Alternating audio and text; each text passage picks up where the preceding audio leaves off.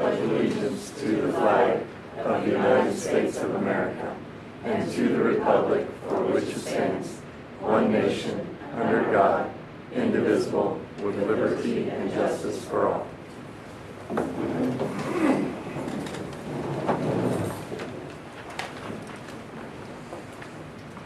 First is the approval of the agenda.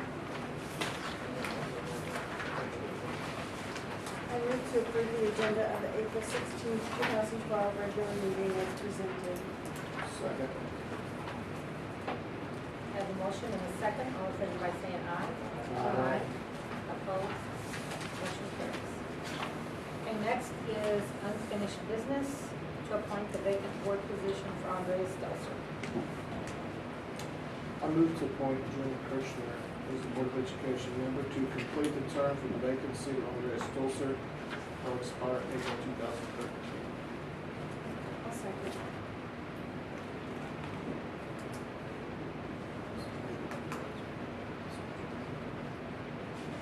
And we have the other two that were here. Is there any discussion? Okay. I don't think so. Does anybody talk? Only if you want. Oh, maybe you all want to Only discuss? former board members. Okay. Well, we've got our board packets on Wednesday this week, so anybody that had any concerns or questions was able to contact Mr. Stewart or Mrs. Jokers on this matter, or even talk among board members. So, okay. With that, I have a motion and a second. All in favor by saying aye. Aye. Opposed? Motion carries. Oh, yeah, that's right. Is it 5 and 1? Jim? Okay. Congratulations. I'd like to say thank you. I've been a proud member for 18 years, and I hope to be able to keep up.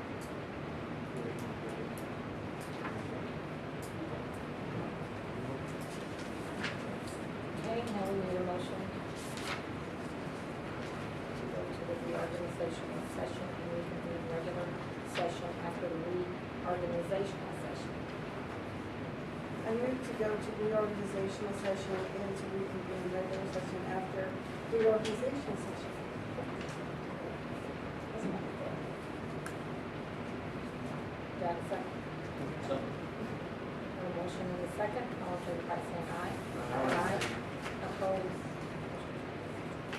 Okay, Mr. Stewart? Okay. Normally, the superintendent of schools traditionally serves as a temporary chairperson during the reorganizational part of the meeting. The old board will be in session until the positions are filled and the new one and people who have been elected and the appointed member will be sworn in. The new members will be seated after approval of the election results. So that's the next item to be handled. Yes, can I follow the order? Yes, I'm calling the reorganizational session to order, okay? And then we will need a motion to approve the county clerk certification of the April 3rd, 2012 election.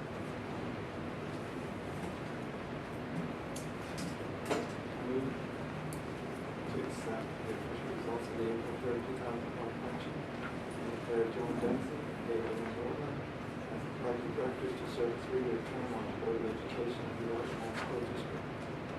Number R2, Section 8. I need a second. Second. Is that you? Oh, I'll Yeah. second. You can do that. Okay. Okay, so we have a motion and a second to approve the results of the election with Joan Dunsey and David Bova being elected to that position. All those in favor, please indicate by saying aye. Aye. Opposed? Carries unanimously. And then we have, the next step is for us to swear in the 3 new members of the board. Mr. Kirchner, if you'll stay, and Mrs. Dunsey's here, and Mr. Bova, would you come up and take a seat? I'm sorry, Dave. Come up and take a seat. I do want to mention that Mr. Kirshner's appointment to the board, since that was not spelled out tonight, is through next April's election, when that position will be up for election normally. So the three of you will stand, and Mr. McDaniel will swear y'all in. All three of you raise your right hand and repeat after me. I, in your name, do solemnly swear that I will support the Constitution of the United States, the Constitution of the State of Missouri, and that I will faithfully and impartially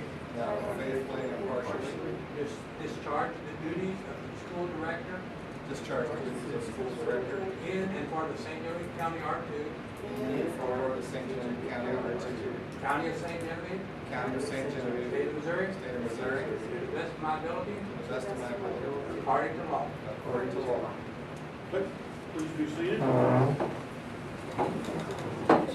The last duty that I have as the reorganizational person here is for you to elect the president of the board, and then that president will take over the board. There's two different ways that you can do that. You can make a motion to nominate someone, and there's no second needed if you just nominate someone. Or you can make a motion that nominations cease and we proceed to elect after one or more people have been nominated, or you can make a motion that we elect somebody by acclamation, and then that person, you need a second for that, okay? But the others, you do not need a second for. So it's up to you as board members. I make a motion to nominate Martha Reesinger as president of the board. Okay, we have a nomination for Martha Reesinger. Are there any other nominations?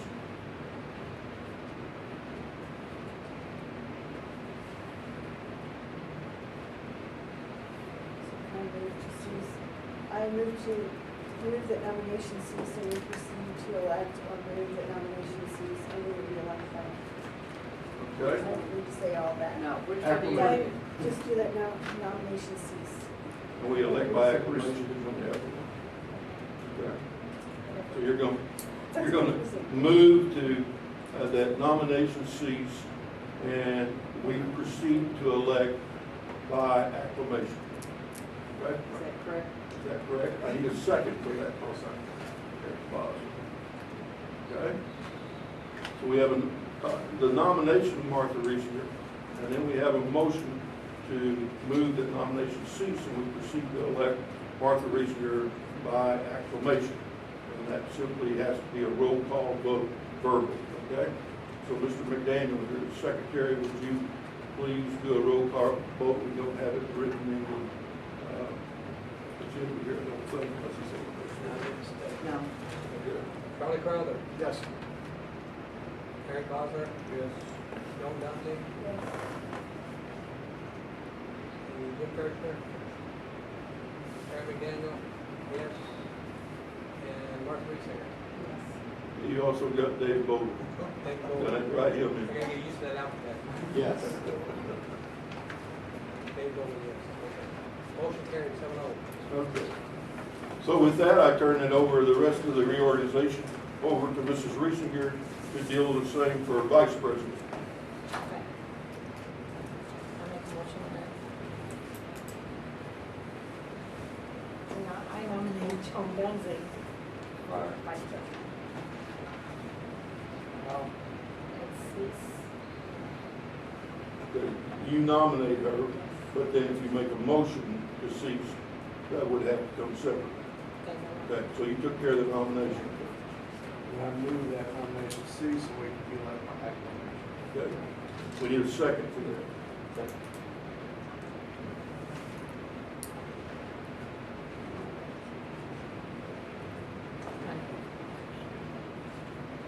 okay, I have a motion and a second to nominate Joan as vice And president. again, that should be a roll call.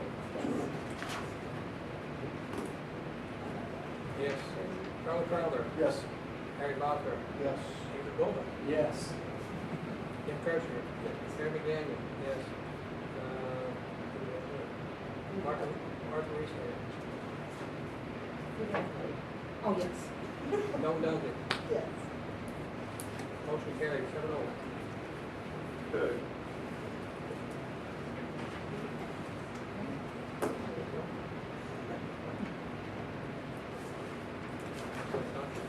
Okay, next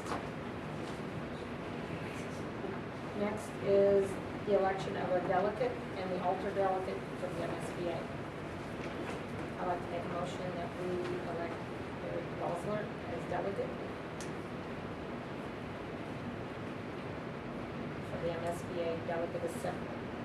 And I explained it earlier, that was all done.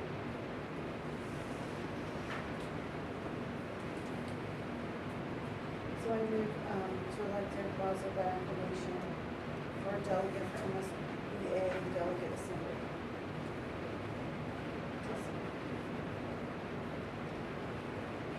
I have a motion and a second. All in favor, by saying aye.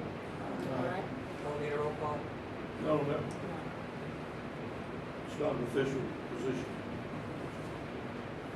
Okay, next is the election of the delegate. It's the alternate. Oh, I'm sorry, the alternate delegate for MSBA. I'd like to nominate Joan Dunkey.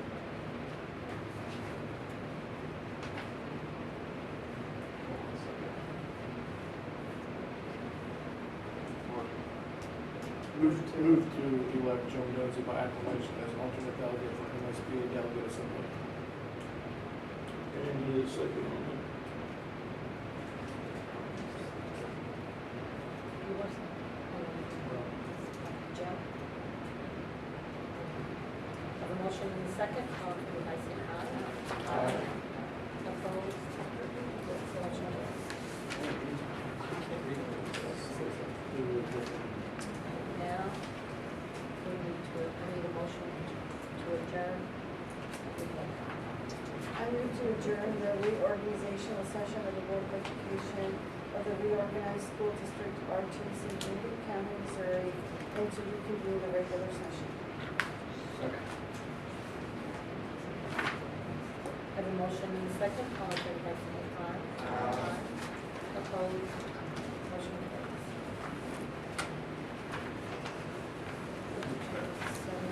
Go back to normal. Yeah, whatever that is. Yeah.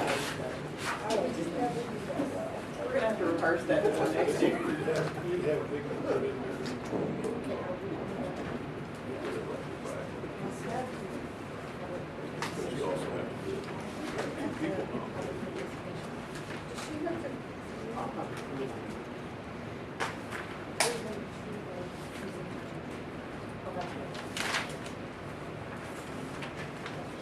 Okay, next is the approval of consent agenda items. I move to approve the consent agenda items as presented. A motion and second, all in favor by saying aye. Aye. Opposed? Next, we have public participation. Hi, I'm here to give some happenings in St. Genevieve NEA. Starting this weekend, we have 3 people going to our representative assembly down in Tantera. And I know a lot of our discussions is going to center around the attacks lately on public education and teachers. So hopefully we can get some organized stands there. We have Teacher Appreciation Week coming up in a couple weeks. And I think we're ordering some cheesecakes for the different buildings. So if you hit it right, you might be able to get in on some of that. We have our benefits fair this Wednesday to let members and non-members know what's available as far as discounts for vacations and restaurants and thousands of other discounts they can go to online. We have an end-of-year social plan to the end of this month for members and their families, and the MNEA president is Chris Gunther will be there.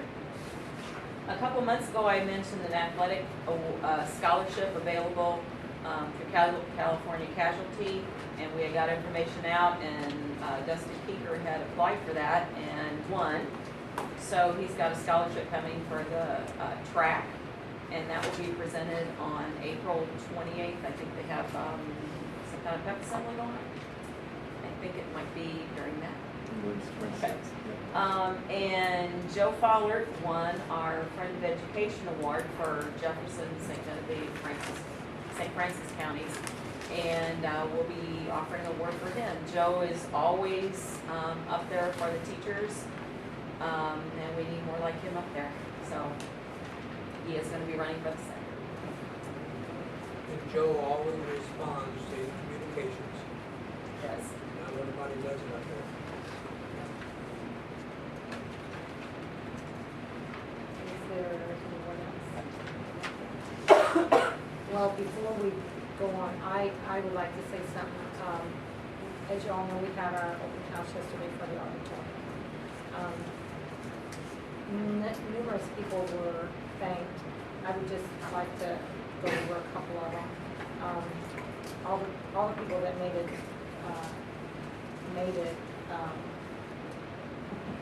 guys, I don't have anything planned to say, so it's not going out loud. But anyway, made it for us was the,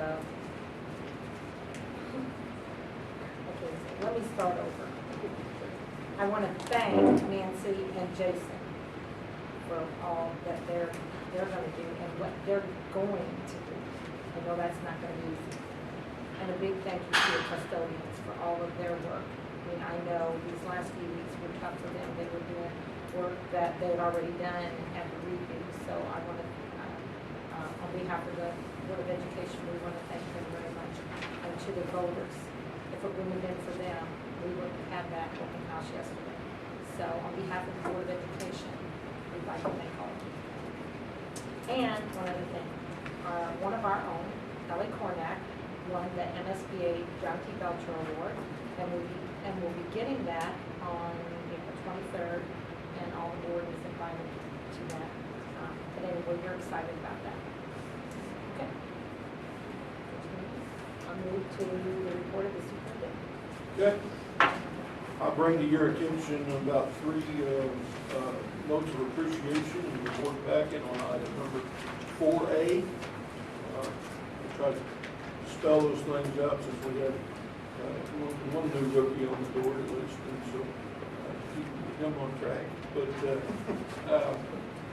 so those notes of appreciation come to us, Mr. Boba, and we try to forward those to the board at board meetings and that kind of thing.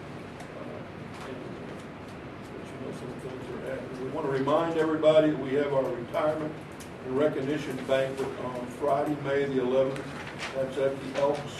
That starts at 6 p.m. Hope all the board members can make it to that. There will be a reserved section for you and your spouse and so forth. So please attend. That's one of our main events.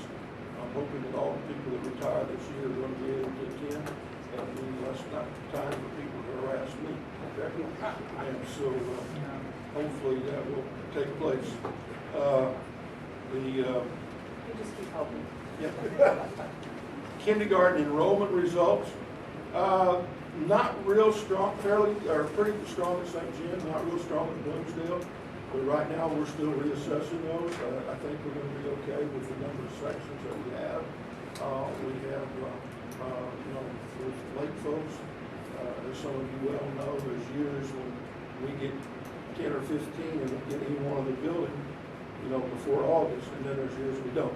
And so it's just a very difficult thing year in and year out to project and so forth. But at St. Jim Elementary, they're actually stronger, and at Bloomsdale, they're slightly down, but then we found a couple here and there and starting to work as it has in the past. I think we'll end up with a total of 7 sections of kindergarten, and we'll be ready either way. Okay? Then construction update, as Mrs. Reeson was pointing out, of course we had the open house this past Sunday, yesterday. It's hard to estimate a group like that, but there was a lot of people came and left before the presentation, but then there was a good group in there at the presentation. Somewhere between 450 and 700 was in attendance, which is really good for something like that, especially on a day when there's decent weather outside and the sun is shining and those kind of things at that time of year. I was very pleased with the number of people who stuck around for the presentation and for the official part. And I think everyone was very much impressed. Anytime you build a new building, there's going to be those that you didn't quite make it nice enough. There's going to be those that, why'd you make it so nice? And those kind of things. We try to be practical in our construction of it and do some positive things. I heard quite a few comments about several of those things, from the acoustics to the seating to the size of the stage and the band rooms and vocal music rooms and the green room and those kind of things. So that seemed to be very positive. So I'm very proud of that facility. We're building for 25, 30 years and so I think it's something, as I pointed out in the assembly, that it's good for mainly the students. It's number one for them, and so forth, for a place to perform a variety of fine arts things. It's also for the staff. It's also for the community, and it's a place that the community can do things, that St. Genevieve can bring things from St. Louis or from Mineral area or from Branson or from Cape Dorado or whatever the case might be, and plug them in. So the clubs and organizations can use that for fundraising for their groups and that type of thing. And you can bring a lot of things to St. Genevieve. How much it gets used and so forth is going to depend a lot. We know what we're going to do in school. We will have tonight for you recommendations on all four of the play productions that we have talked about and that you have approved to seek the staff to do those play productions in the school. And we know that we're going to use it a lot. Okay, we can sit down already within the realm of the school and say, we're going to use it these things for school. So we encourage the community to consider it, and hopefully they'll be able to use it, and it'll be a positive thing for everyone. Okay? So basically, that phase is pretty well finished, except for the windows that we're replacing this summer. And so we've made a transition, Mrs. Jokas and I, on that, as we had everything bid out and ready to go. And she went to her first construction meeting today dealing with the windows and so forth. And she took charge of the windows. So that's kind of a trade-off. She's also got everything to do with the auditorium, because that's all to the future also as far as the general operation. I think we have a very good plan for people to maintain the auditorium. That's going to be the real challenge as the facility gets used. We always talk about different parts of our facilities. For instance, that our gymnasiums are our most used and most abused facilities that we have. A gymnasium should be used in the morning from about 7 o'clock to 8, 9, 10 o'clock at night. And so we're fortunate that ours do get used. And so if they're going to get used for sports and that kind of thing, they do get some abuse. An auditorium shouldn't get to abuse. It should be used, but it shouldn't get to abuse. So it's very important that we try to protect it. So as you pointed out, we've got Jason Golden and Mrs. Toombs working with the sound and the projection, and anytime anybody uses that auditorium, they will have those items. We have John Swice, who's one of our electricians on staff, along with Mr. Reed, who will be our maintenance people, and they'll take care of the lighting and the curtains and the operation of them, so that you have those people all the time. The screen will come down, and they'll operate when it goes down. Nobody else will put it down but them. That's part of their job.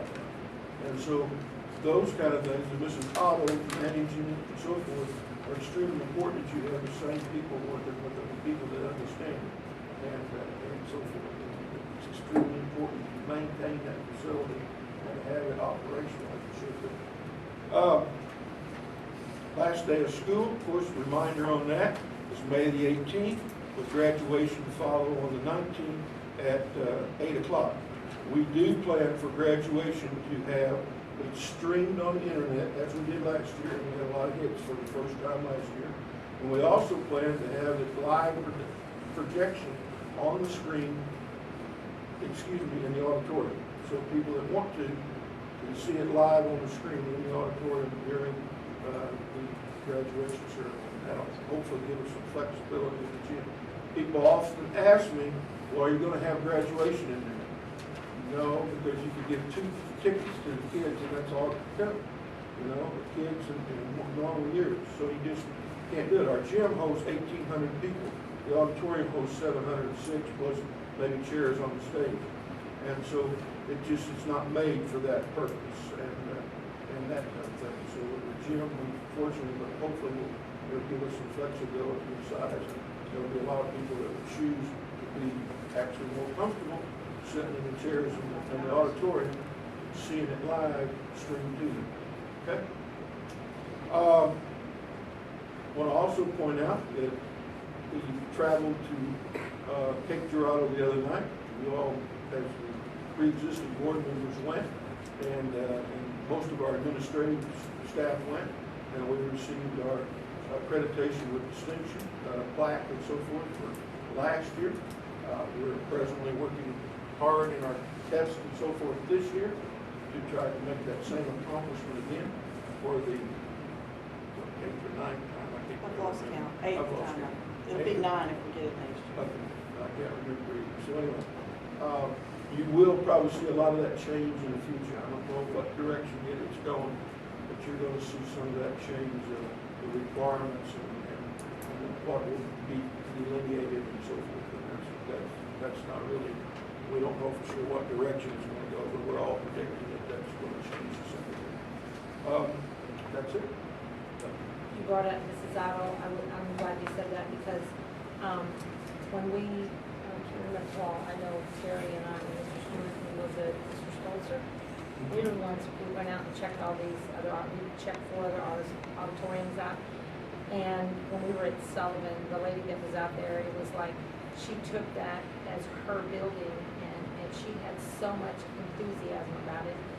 When they suggested Melissa Ahmed for this job, all I could see was that same person. This is the pride. And so we are very excited about having her as our coordinator for the new auditorium. Okay. Mr. Stewart, now we will go on to unfinished business. First is summer school. You have in your packet our summer school plan. It's very much identical to last year's summer school offerings. We will have extended school year services as required by individual IEPs. We will also have English and algebra for students who did not pass those courses and need them to try to catch up. And that will be first semester beginning May 21st and ending June the 8th. Second semester June 11th through June 29th. And so that will be our high school portion.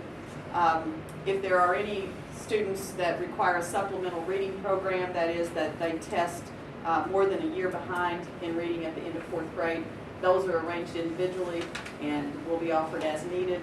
And then the Dragon's Den Summer School will coincide with our extended school year times, and that will be K-5 from June the 5th to the 28th, and it will be from 8 o'clock to 2 o'clock on Tuesday through Thursday. And that is pretty much the same plan that we had last year.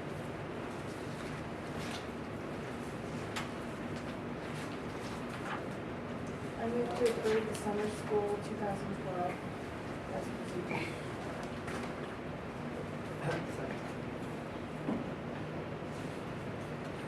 A motion and a second, all in favor by saying aye. Aye. Opposed? Motion carries.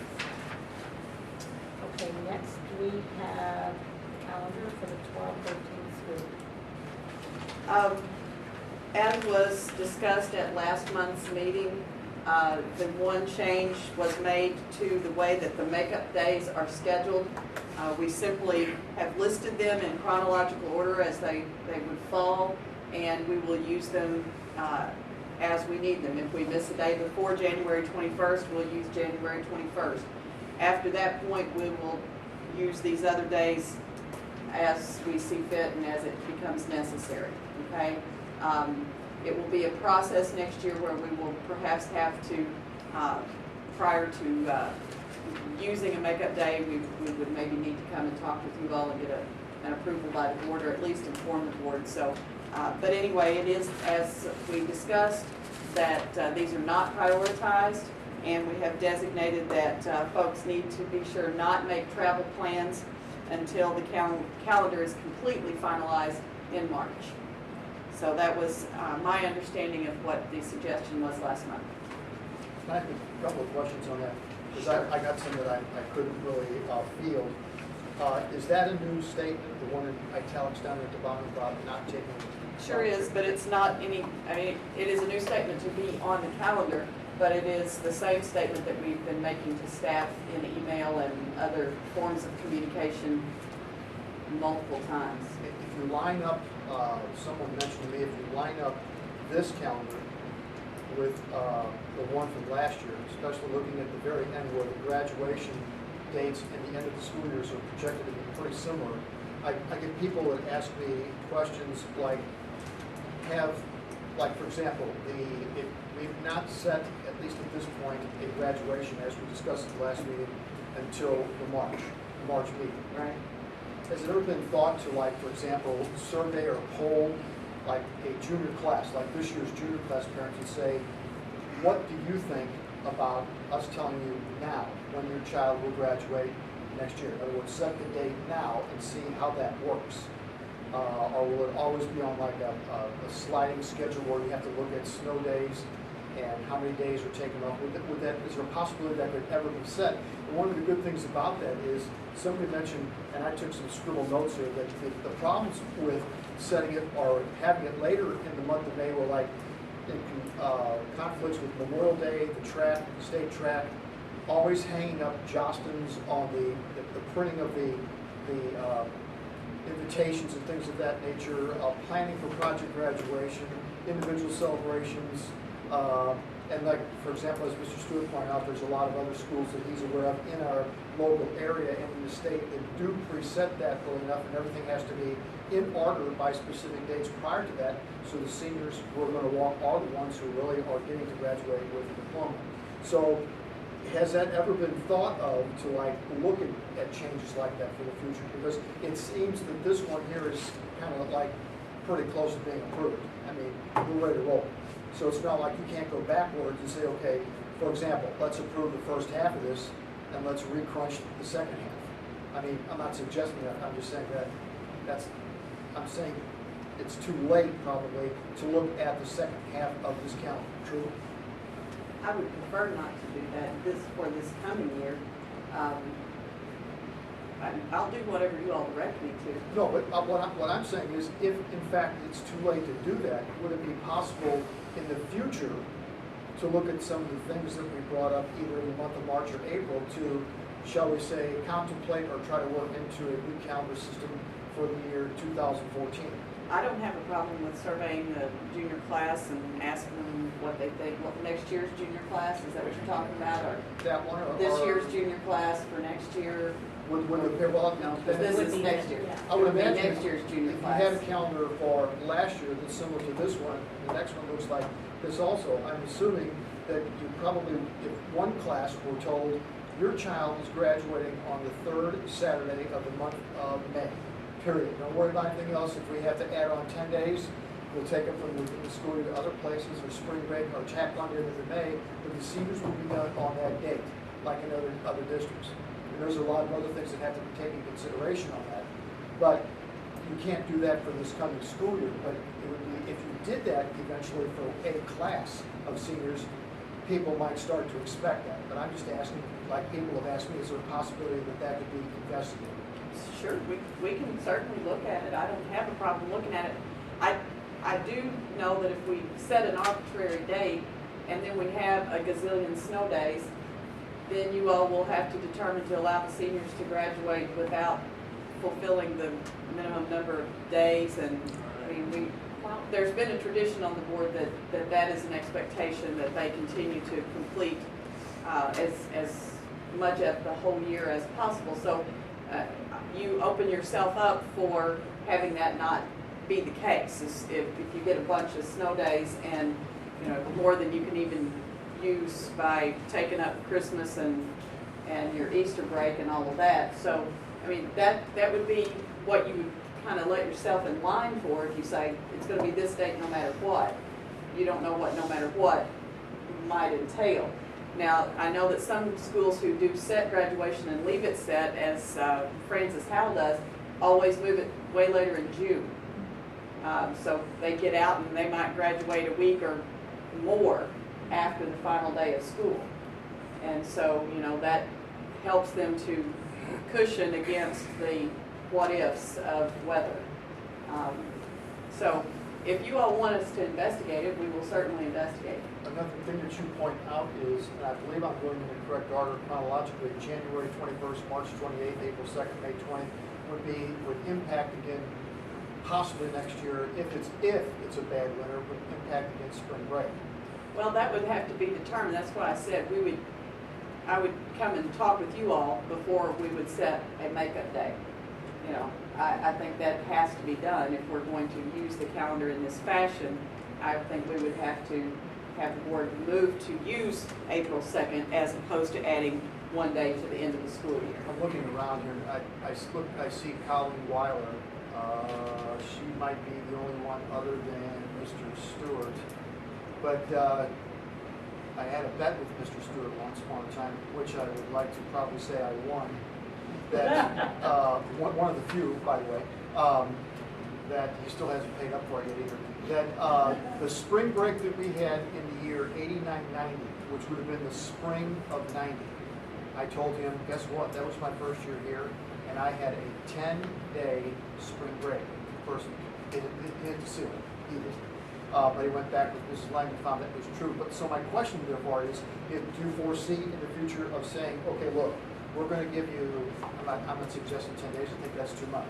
But if you said 6 or 7, and we're going to lock it in hardcore, and we will not touch that, is that a possibility for the future?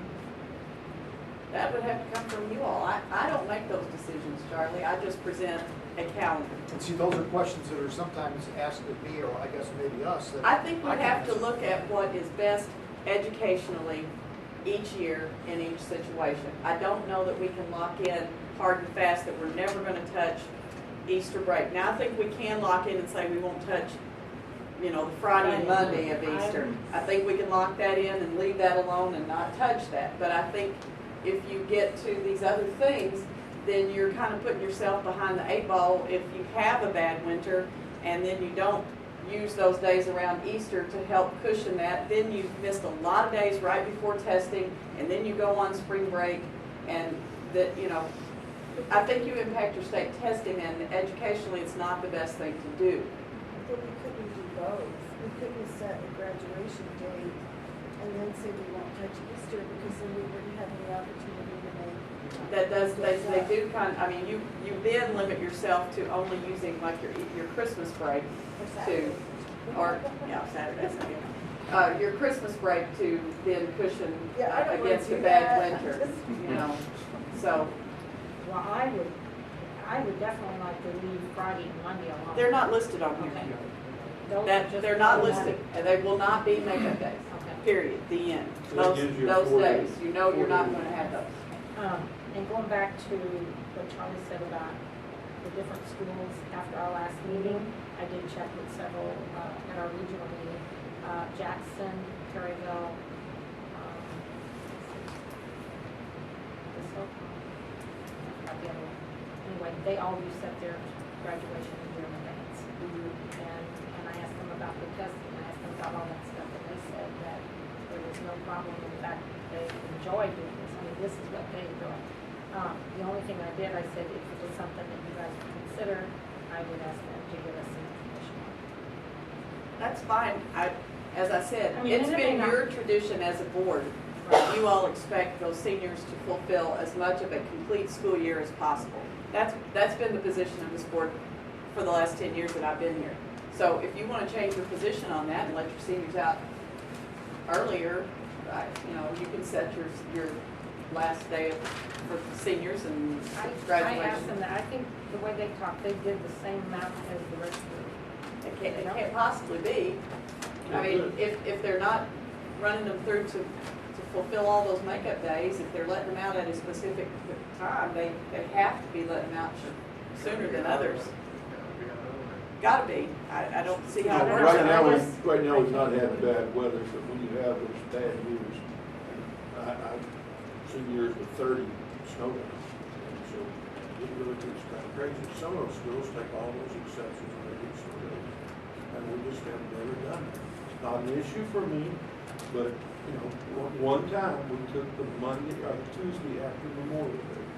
One of those years when other people were taking 4 or 5 snow days because they were over and they were taking that exception. We did that rather than bring kids back on that Tuesday rather than the seniors. Yeah. I remember when we graduated on Miss Williams' birthday, which was June 2nd.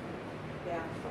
Sure. We've had it late in June a few times, and I'm just, you know, historically, your position as a board has been that they will go as complete a school year as possible in their senior year. Well, and Other schools don't necessarily take that position. They're good with letting them out, you know, shorter period of time than the rest. That's kind of your call. Well, I think they should fulfill their year. They didn't really say that they didn't, but they didn't, they just said they didn't. The only way you can do that and ensure that they're going to fulfill their year and set the graduation date is set it well into after school's out, a week or two possible, because then if you have a really bad year, you can go up to that. Francis Howell that was discussed, they do that because they have 3 high schools and they have them all in one big auditorium, one right after the other. And so they have to lease that auditorium way ahead of time. They just, you know, it's a thing where they've got to lock it in order to have a big facility to have each of their graduations there. And they do them back to back, a couple hours.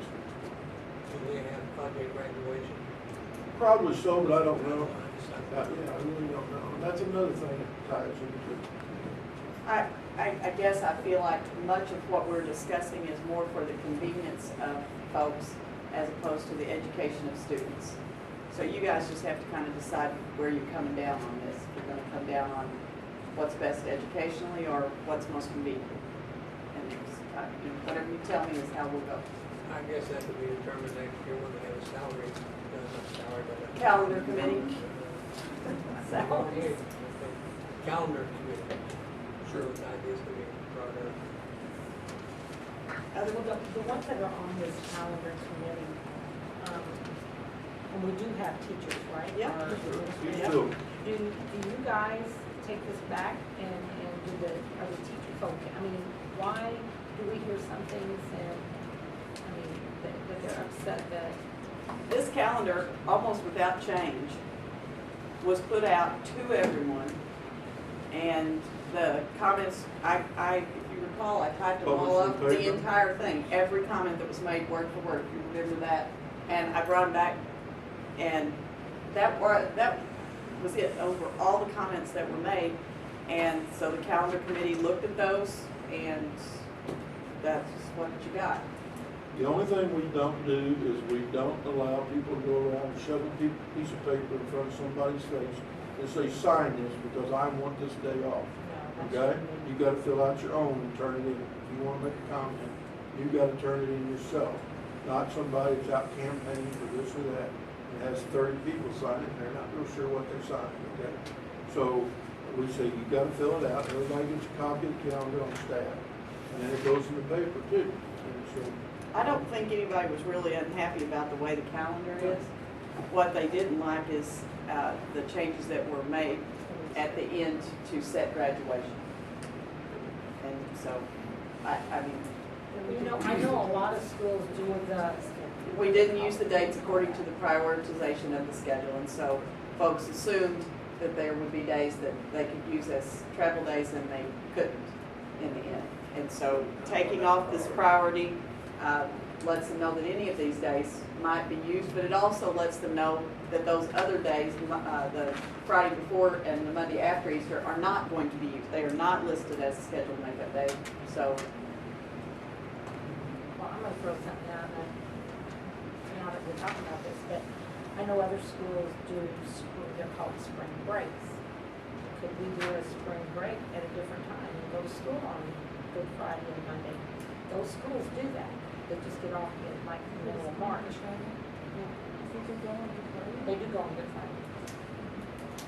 It's just that, but they're off a week. I think it's like the second week of March, third week of March. I mean, I that's not, frankly don't think our community would be real happy with attending school on Good Friday. That's just, I mean, y'all tell me if I'm wrong. no, I don't either. Well, it's a But family weekend. I just figured that if it could be considered instead of Easter holiday, it could be called a spring break. The problem is Easter jumps around a little bit. And if you're gonna do a spring break, you wanna put it at the end of the third quarter. So you can wrap the third quarter up and then have time off. And Easter doesn't always come that way. Actually, next year's calendar's probably pretty close. But at the same time, a lot of times, it doesn't work that way. Okay. It flows within 6 weeks, actually, back and forth. I just know our schools do it. Yeah, you can have a Yeah, spring that's break sweet. and then just have Good Friday. Yeah, some schools do take just Good Friday off and then do a spring break at another time. I guess I'm the only one who can speak to this, but I can remember when we had Good Friday, that was it. Sure. That was it. That's, Not saying we should go back to that, but I'm saying that was. You've all heard my philosophy on that so many times, but it's just accounting. Just go to school year round, but there's no reason. Oh, no, I would go for that in a heartbeat. I think that's important. Well, my questions were just to we can certainly gather more information and futuristic, I guess, more so. So is there any more discussion? I'll make the motion then to approve the amended calendar for the 2012-13 school year as presented.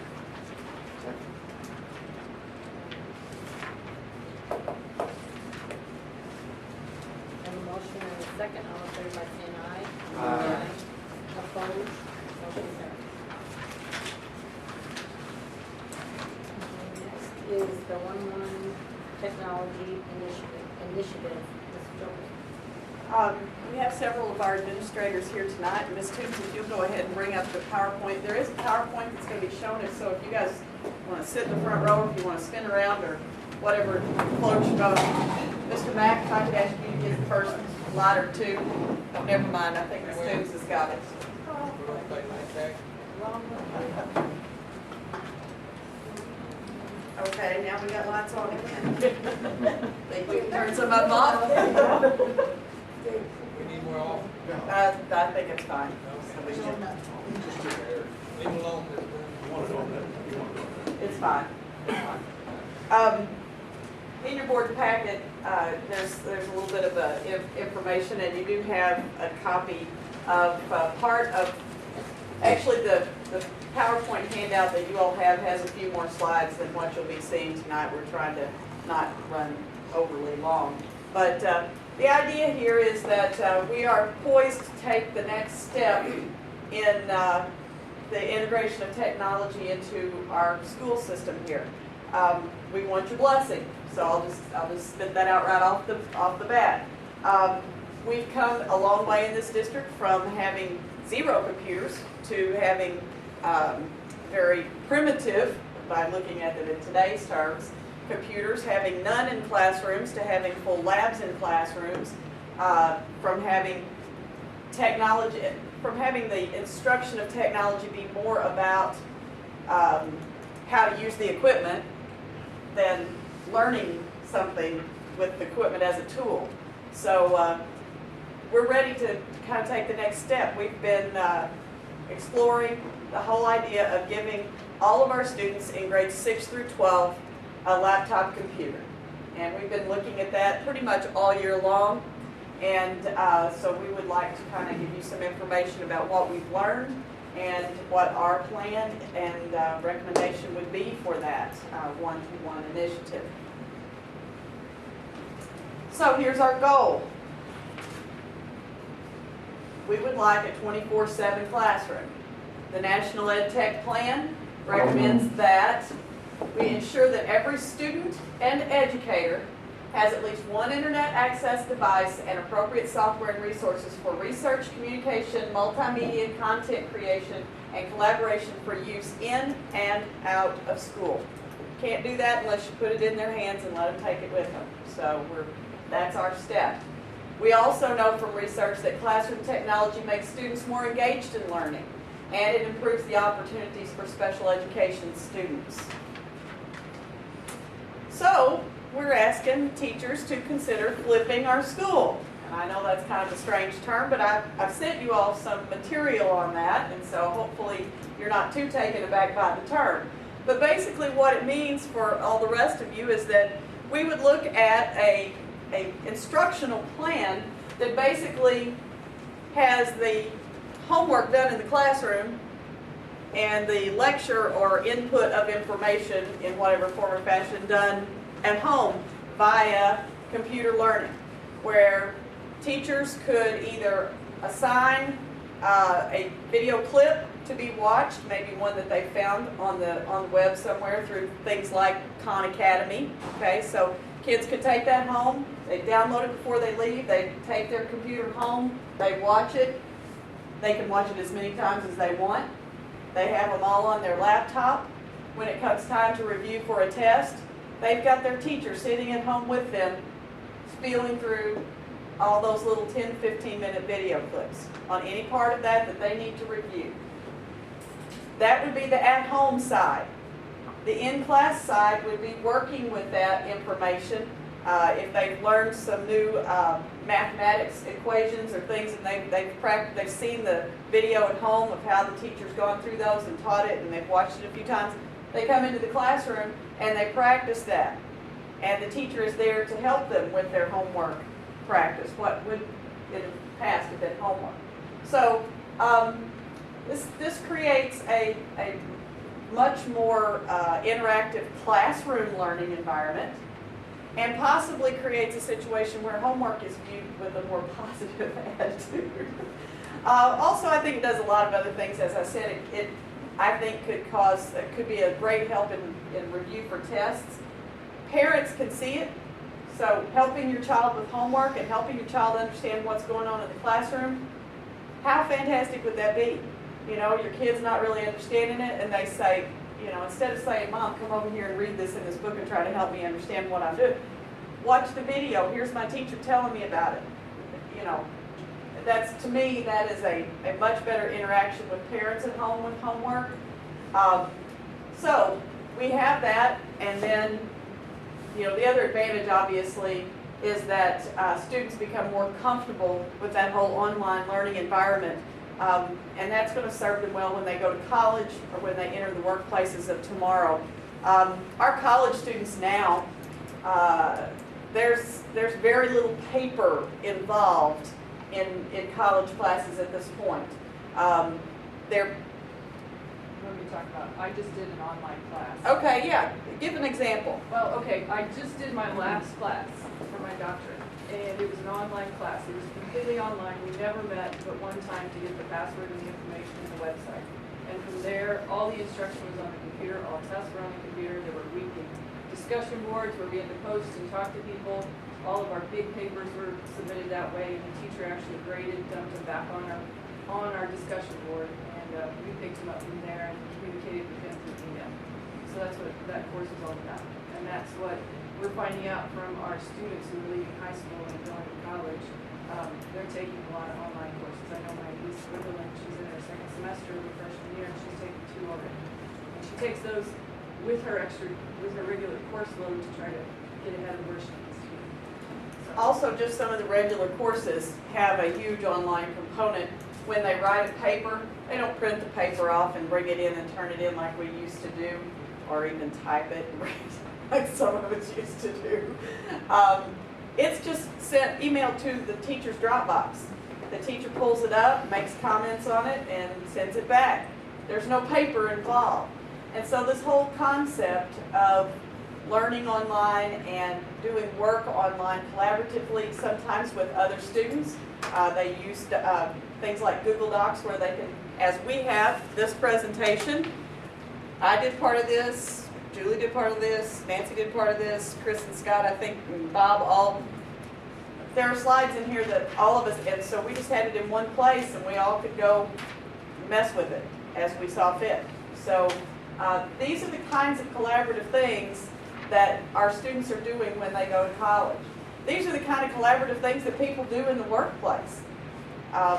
You do presentations with another person. That other person might be in another state, for crying out loud. And you work on things collaboratively, much like this kind of thing here. So we feel like that it's kind of the next best step for us to look at technology integration. We have it's not a 60-minute video, FYI, it's a video clip from 60 Minutes. So if you'll take a look at this, go ahead, Nancy. Now, CNN's Sanjay Gupta on assignment for 60 Minutes. Take a moment and remember your favorite teacher. Now imagine that teacher could reach not 30 kids in a classroom, but millions of students all over the world. That's exactly what Sal Khan is doing on his website, Khan Academy. With digital lessons and simple exercises, he's determined to transform how we learn at every level. One of his most famous pupils, Bill Gates, says Khan, this teacher to the world, is giving us all a glimpse of the future of education. The story will continue in a moment.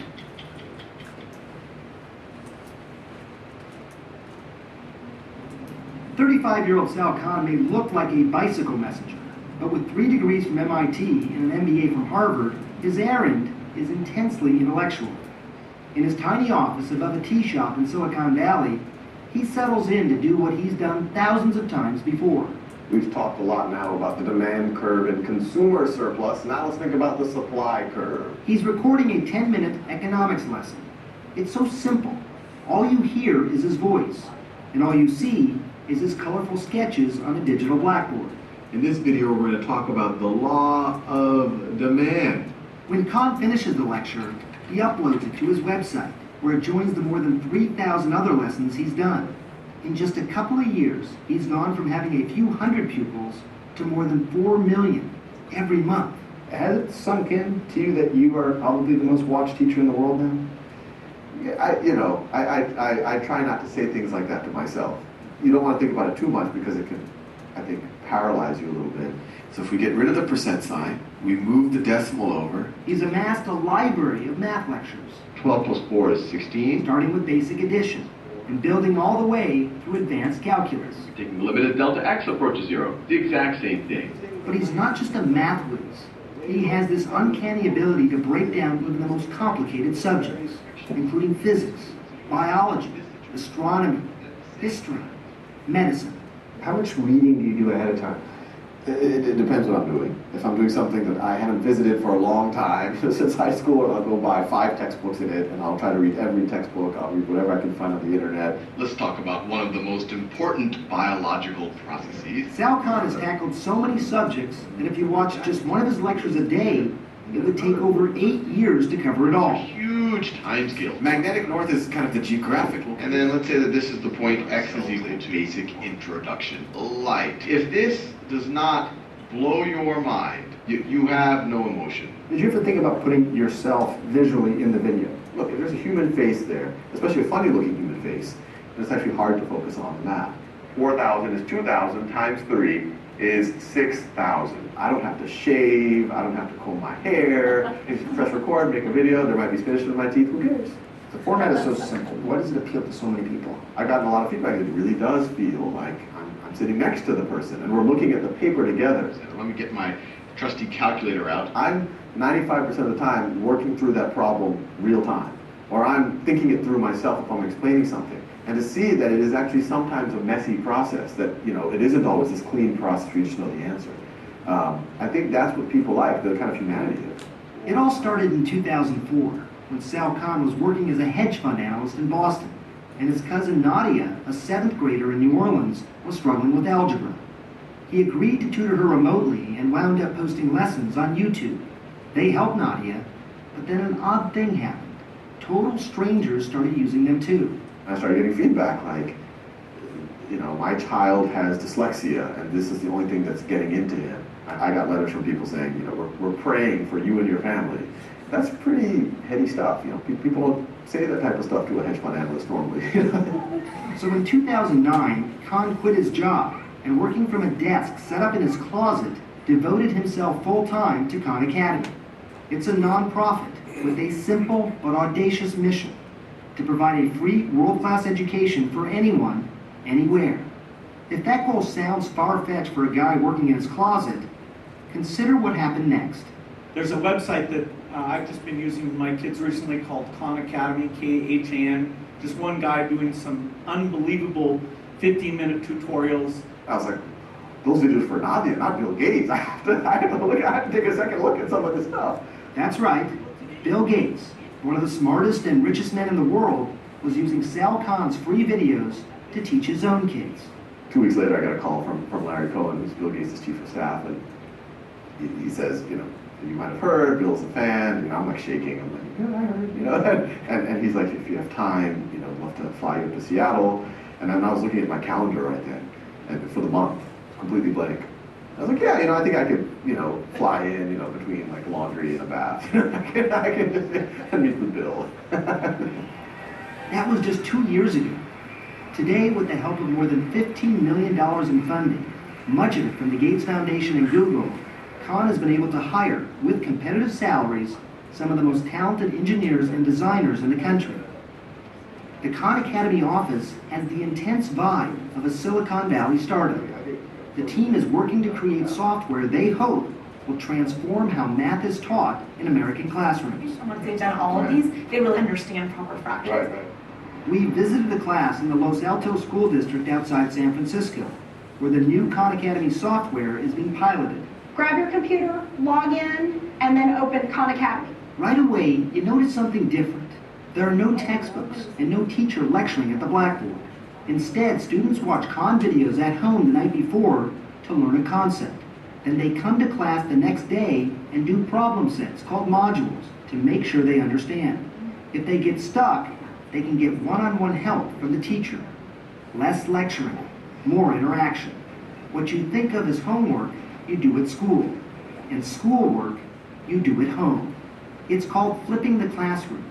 And 7th grader Laureen Forget says using Khan Academy at home has given her math a big boost. I'm not a big fan of textbooks. I thought that Khan Academy was a lot easier because it's on a screen, it's easy to find the concept you want to do.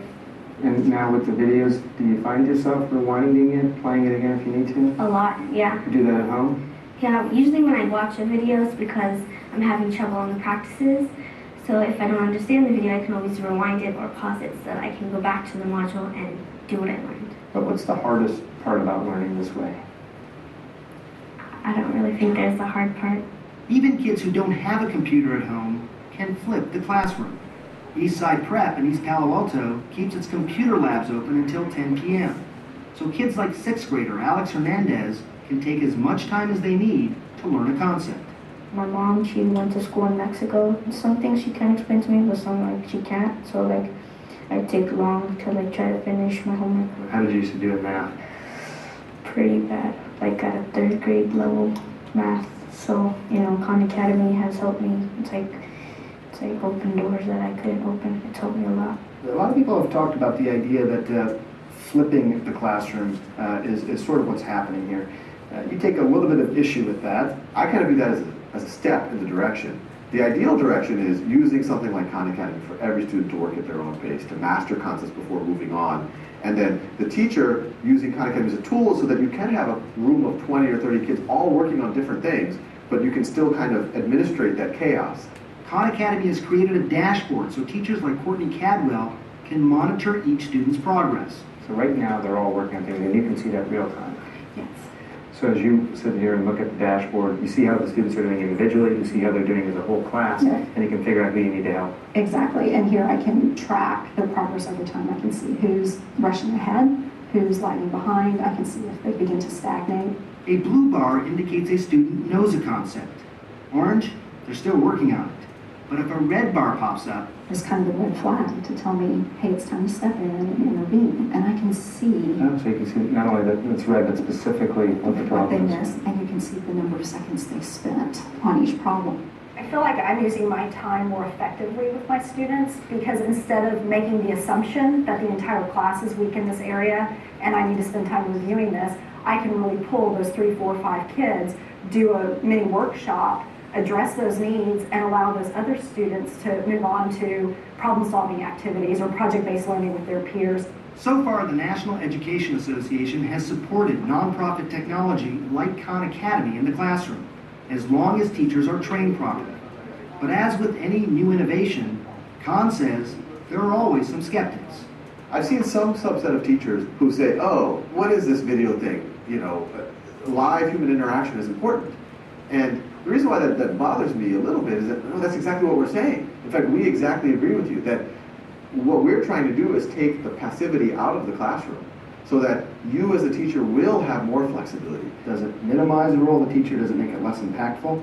No, I think it's the exact opposite. We kind of view teachers playing the role of more like a coach or a mentor, which once again, I personally believe is a much higher value thing than a lecturer.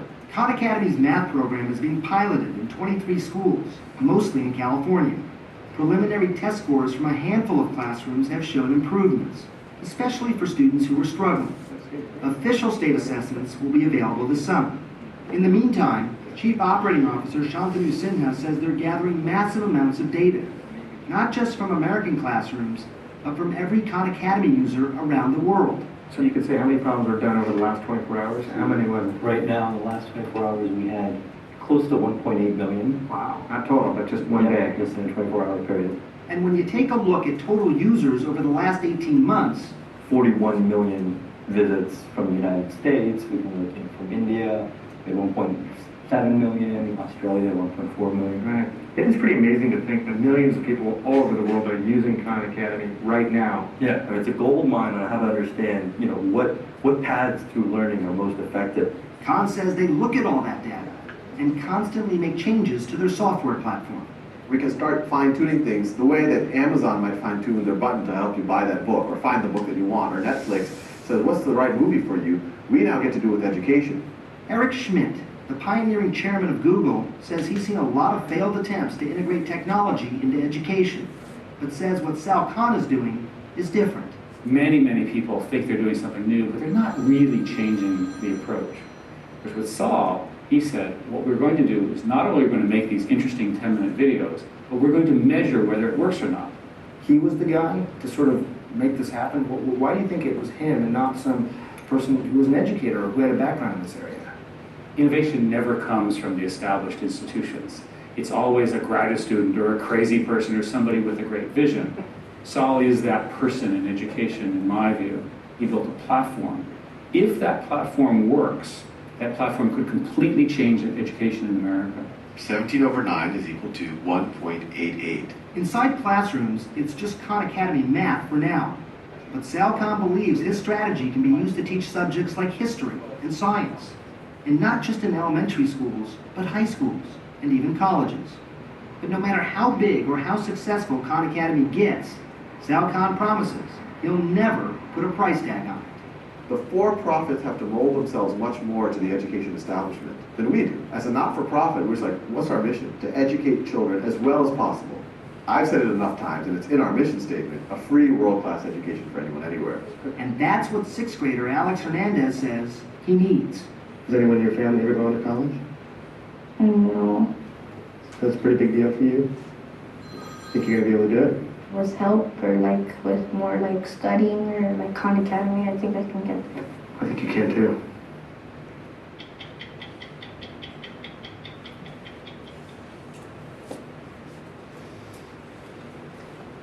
So I had you look at that, not because that's what we're going to do right out of the box, but because I want you to kind of think about what's possible and where we might be down the road and what kinds of things can happen. Our plan is a little bit smaller. We're not asking teachers to do that, although some teachers are kind of piloting it already, and I think your administrators will talk to you about that in their part. We've done some things here. You can see we've talked to other schools. We've read some research. We have had some teachers who have been voluntarily forming a committee to study the idea. We've had some who piloted. There was a faculty meeting where everybody was required to come. I'm going to turn it over now to whomever from our administrators is next to talk about what they've seen. Well, first I'll just say if Mr. Khan ever sees this, I'm going to publicly say I will volunteer to pilot that math program here in Missouri for him. I think I can get my teachers to do that, right? I think we're all just gonna kind of bounce this, because that's the way we did it with the teachers. This is just a discussion to tell you where we're at, what we're thinking, what we've done. We want to start by giving netbooks to every child 6 through 12 next year.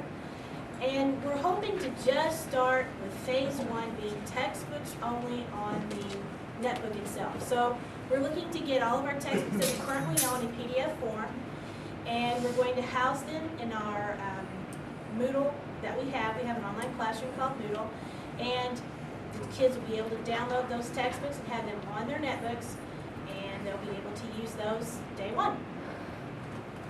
And that's our first expectation. That's all we hope to get out of our first year. And if I can just throw out, that's just the first expectation. There will be people that will already be prepared to go beyond that, because they're doing more than that already. But just for us to take baby steps and for everyone to get comfortable with having the netbooks in their hands and using them with their students, the first expectation that we have for our teachers is to use the textbooks that we're going to have available on there. Again, though, some people will already be prepared to go beyond that, and we're going to encourage them to do that if they're comfortable.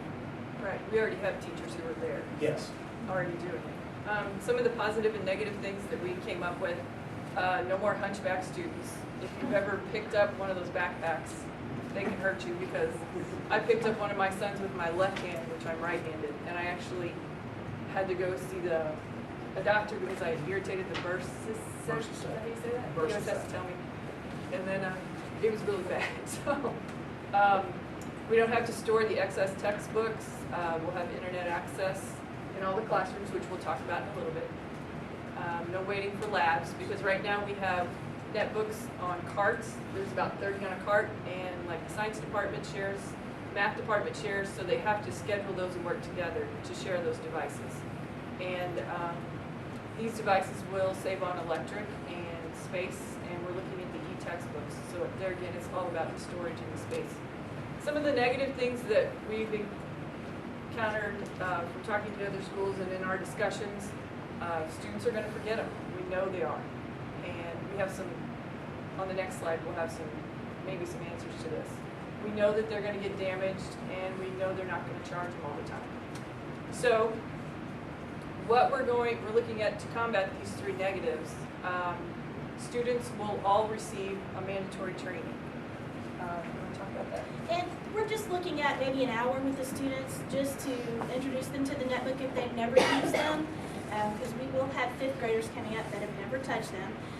They are smaller than a laptop. They will have, we hope to put a nightly checklist on the netbook so we can say, hey, you need to make sure you have these things charged.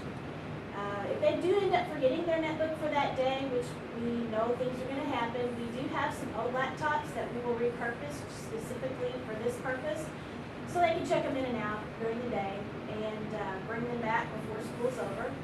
And we know that you're going to have to provide some electrics. We're going to put power strips in the classrooms and have charging stations in key areas like in the commons in the morning, during lunch, PE, art, music.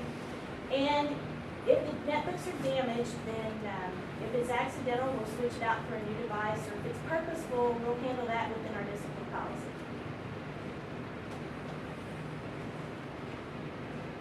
So to begin this has actually been revised twice now. Yeah. So we're still trying to get a strong count on the netbooks that we think will work, because we have some that are 3 years old now. They'll be 3 and 5. Okay, so we're looking at our current numbers and if they will handle another year. So we're thinking that right now we have enough netbooks that we can hand those out to the 8th graders, 7th graders, and all 12th graders. And then new netbooks will go to 6th, 7th, 9th, and 10th. And the reason we came up with that is because of the rotation that we came up with. What we plan to do is tie the student's name to the serial number on the device. So if they take care of the device, they always get their same device back. If they scratch it up, they damage it, and it looks terrible, they're going to get their awful looking device back. It's not fair to someone who's going to take care of it to give them give a person who won't a nice one. So we're going to tie their name to the serial number. Nancy has a way to do that. Yes, we've got. All right. And then, go ahead. And then we're going to try and get 4 years out of these things. We are shooting for 3 for sure, but we want to stretch it to 4. We will be buying a set of new netbooks each year, and they will get those in the 6th grade. They will keep those for 3 years, and at the end of the 4th year, we'll rotate those down to the 5th grade. We're hoping to bring the 5th grade into the 1-to-1 as well as our rotation starts cycling through. 9th grade will also receive a new netbook, and they will use those all the way through high school. So by the end of the 12th grade, we will have had a 4-year rotation on those netbooks. We will also ask that the teachers help us out on device checks, like an advisory check, and make sure there's not keys missing or the screens are cracked or anything like that. And then every summer they will be checked in, re-imaged with a clean image, and ready for handout again in the fall. Along with the imaging though, they're going to have to be taught how to download and save their information, because we don't feel like we should be responsible for saving all of their information before we wipe it clean and start over. They're going to have to learn to take some responsibility for the information they have to learn to back it up.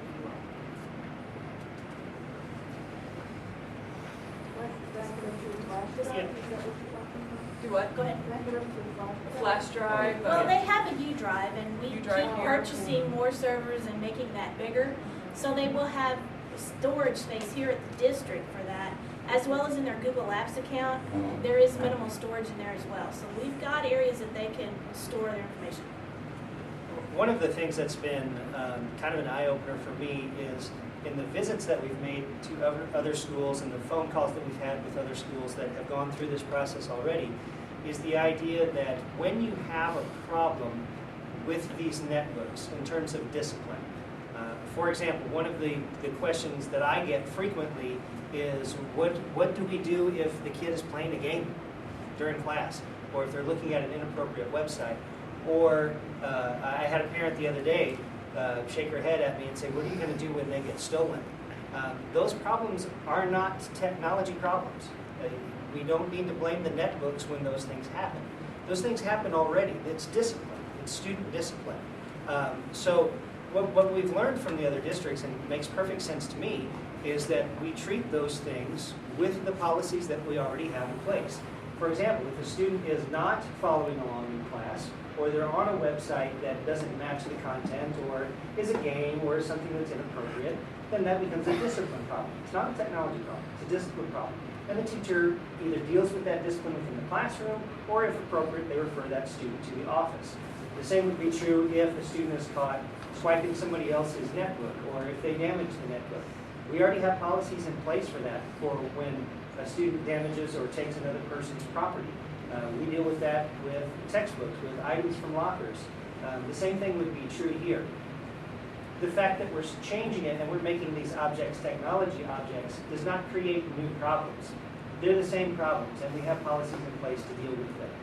The biggest key, though, in making sure that everything works the way that it's supposed to is that teachers will be responsible for being up and around and circulating and checking those students' computer screens as they supervise their classrooms. And those are things that we have encouraged as best practices anyway. We like for our teachers to be up and about and visiting with the students and moving around the classroom. Same thing is true here.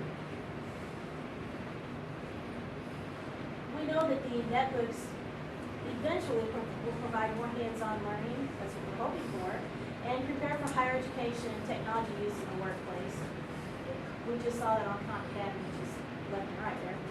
And no waiting for labs. Believe it or not, we don't have all that many labs for them to come in and use. So we have checklists that they have to work out with other teachers. If we've got 3 English teachers wanting to write term papers, they've got labs they have to work around. Well, we don't have to have that anymore. Immediate implementation of enhancement learning activities and experiences. If these teachers are ready to run with it, they can just do what they need to do. And if I may, I'd like to tell you about one of our teachers that's already taking things to the next level. We have Mr. Banks in high school who teaches English and creative writing, and he has not completely flipped his classroom, but he has already started flipping a few assignments to see how the kids will respond to it, to see what kinds of steps he needs to take as far as technology goes, what are the things that are going to work right for this. And what he's done most recently is he's taken one of his writing assignments and he has made a video clip of himself explaining the assignment, talking to the students about how to research for the assignment, giving them some links, talked about how to cite those links in their paper when they're ready to write and cite their research. And that's a clip that the students were responsible for watching at home. So he goes over the assignment again, the instructions, gives them links, gives them resources, and says, tomorrow in class, this will be our focus. So then the students come back to class, having watched the assignment, and instead of him spending his instructional time telling the kids what to do, he gets together with them and guides and coaches, just like Mr. Kahn said, coaches these students through the process. And they work as table groups, they even elect table leaders. And he said one of the most interesting things that has happened recently is that the students who were disengaged in the past are suddenly becoming table leaders because the material is speaking to them in a way that it never has before. And he's seeing some leadership pop out of students where it didn't exist before. And he's been very pleased with the assignments that he's done so far. Again, it's not a total flip, but he has flipped a few assignments and has found good success with it. And when we were at Lindbergh High School, they do a one-to-one in their alternate school. They don't take them home, they stay in the classroom. And these students attend half a day because of various issues that keep them out of the regular school. We were fortunate enough to go up and actually be allowed into the alt school and talk to the kids. And I talked to one young lady, she was working on an assignment, and I asked her, I said, well, what do you think of this? Because they started Christmas, second semester. And she said, well, I hated it. She said, you know, it was something new, I don't like new. And she said, but now, she said, this is how I learn. She said, I'm in control of what I do, how much I learn. And she said, I'm finding that I like learning more and I'm having more success. And that's one of the things they told us in our alt school is the discipline is down quite a bit and their achievement, their learning is up. So that's what they're finding at Lindbergh. What grade level was that? That was high school. High school. They do one-to-one with high school, or with the alt school, and with their 8th grade. And again, the 8th grade, those devices stay at school. The rest of the school is a bring your own device, K-12. So you have some kids who have it and some kids who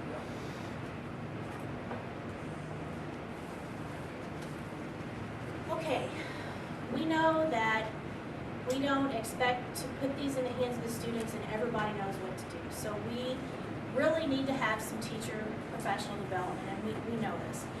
So we would like to provide extensive training on the Moodle with lesson plans, how you do worksheets, assessments, web links, all kinds of things on Moodle. Everything for your class, we're hoping to be on there with no SIP binders involved. A digital learning book study, we would like to address that as well. And laptops, we would like to give the teachers laptops so that they can, anywhere they need to plan, they can take these laptops with them and plan or grade at any time.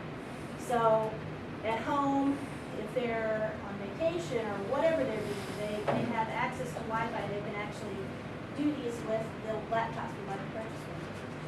Again, you would have Moodle training. They would have to be trained on the netbooks because they are a little different. Google Apps, use of Google Apps for collaboration. Like Ms. Joker said, we all did use Google Apps to prepare this presentation collaboratively at the same time.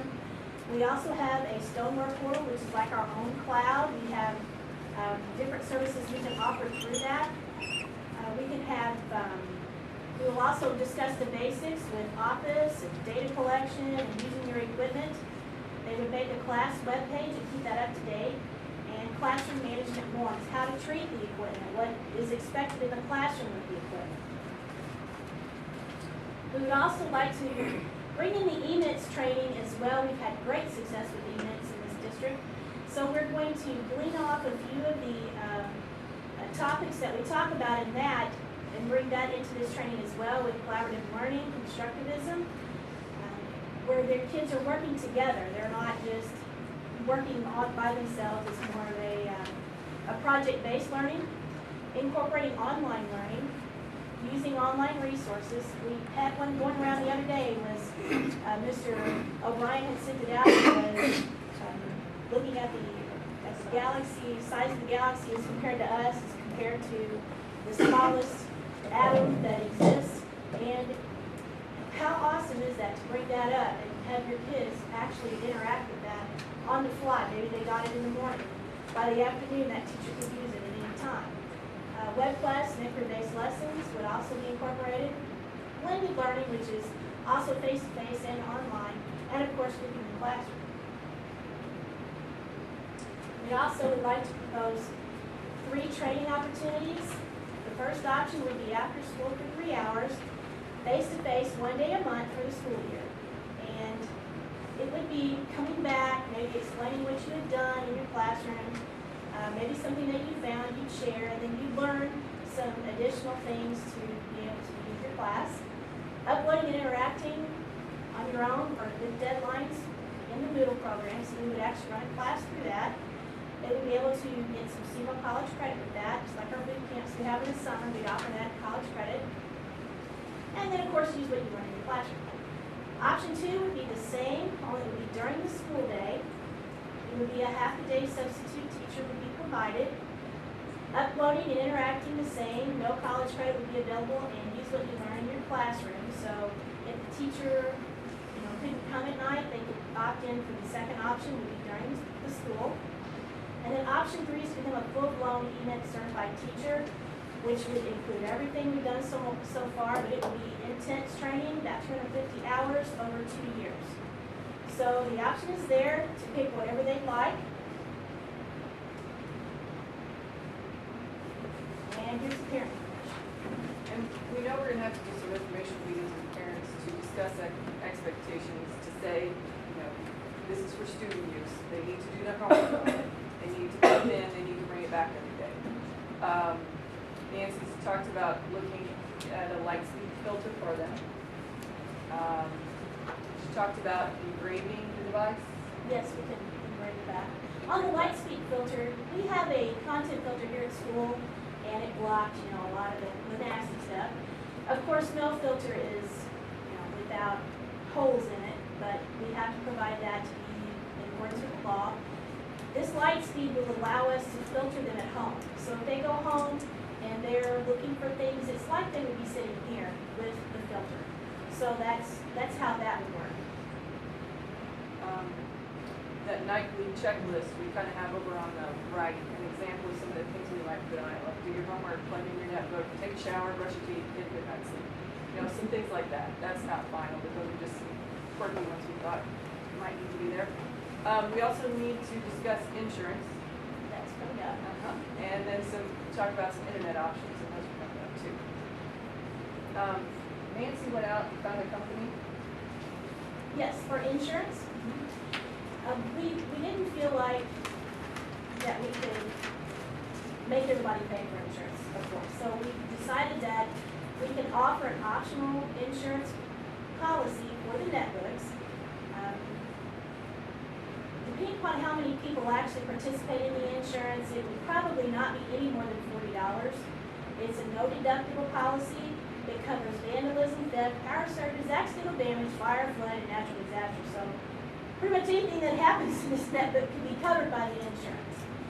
And Ms. Fleet has a form that she has developed that if the parent wants to opt out of the insurance, they do not have to purchase it, but if something should happen to go wrong with the netbook itself, then the parent would be obligated to that. So the one thing that Winsville was finding was was the screens were getting cracked. And to replace the screen in one of the netbooks is about $60. So already, if a screen gets broken, the $40 takes care of it. So it is a good deal, as you can see from what all it covers. Nancy, is that 40 a year? A year, yes, it's a yearly fee. Is that one event? Like if you break your screen and they replace it, is the insurance over then? No, I believe it covers. And here's the form. This one says 30 because at the time we thought it'd be around $30, but she since found out it's 40. If you want to look at it, they have to either choose and sign off to take the insurance, or they have to refuse it and acknowledge that they're responsible for damages, financially responsible. And again, if every parent would want to participate in this, the amount goes down. So we figure that if 200 people, it would not be over $40. Okay? I was fortunate enough to be able to go listen to a Big River telephone presentation the other day, and they will be having internet coverage here in the county very soon, and the rate per month is $14.95 for students. So per household, actually, so if you've got 3 kids, it's $14.95 a month for internet access at your house. So we are going to be seeking partnerships from businesses in the area, restaurants, churches, anybody who wants to help us with this, to create some wireless hotspots around the county. So if the family could not afford any internet access, that they could actually go to these hotspots. There are a few here in town already, but we would like to work with some other county area civic clubs and things like that to provide some hotspots if that's possible. That would be possible. But Nancy, right now, just looking at textbooks. They would need internet, right. Right. Actually, Textbooks would be the on. requirement, they would download what they needed for homework and different things like that before they left. I mean, that would be part of what they do, and then it's on their laptop. They don't have to connect to the internet to do their work at home, or to look at their textbook or whatever. So, but, you know, obviously, if it's available, then it makes things a little nicer for them. All right, some techniques. We increase wireless access. We know that we need to increase our wireless access. We're going to put a hotspot in every single room. It just works better that way from what we found with EMITs. So we are prepared to do that. The house for electronic textbooks, we know we need that. Printing stations, where needed, we've actually been talking about printing options, making a couple of options available in each school where the students will go and plug into the printers and print if they need. Charging stations, we're looking at stations within each building and power strips in every classroom. The filtering will be by light speed so that when the kids go home they have the same filtering. Stoneware, that is our cloud that they can store information on and get to other resources that we can provide. And our pipeline right now is at 30 meg, and we're going to increase that to 100 megabit through MoreNet. So that's coming as well. All right. Okay, they're all sitting down, so it's my turn again. I've tried to do some estimation of what we think it's going to take, and you have this in your handout. Our enrollment as of 3/29/12, when I was first working on this, was 1,055 students. We already own about 480 laptops, so that means we would need to purchase to cover one-to-one currently 575 laptops, plus 5% just to, you know, hedge our bets a little bit and to have a few for trading in and out and that kind of thing. So if we look at buying 606 as our initial investment, we're getting them at a rate of $250 per, which is, you know, a really, really good rate. We've got a guy that Nancy's working with that he's holding them for us till we say yay or nay. And so that's our initial investment, $151,500. It sounds like a huge number. Really not so huge when you take into account the percentage of our budget, for one thing, that it is a very small percentage of our budget, but also this is probably, at the middle school and high school, we normally spend about $82,000 to $85,000 for a textbook implementation. We're not doing that this year.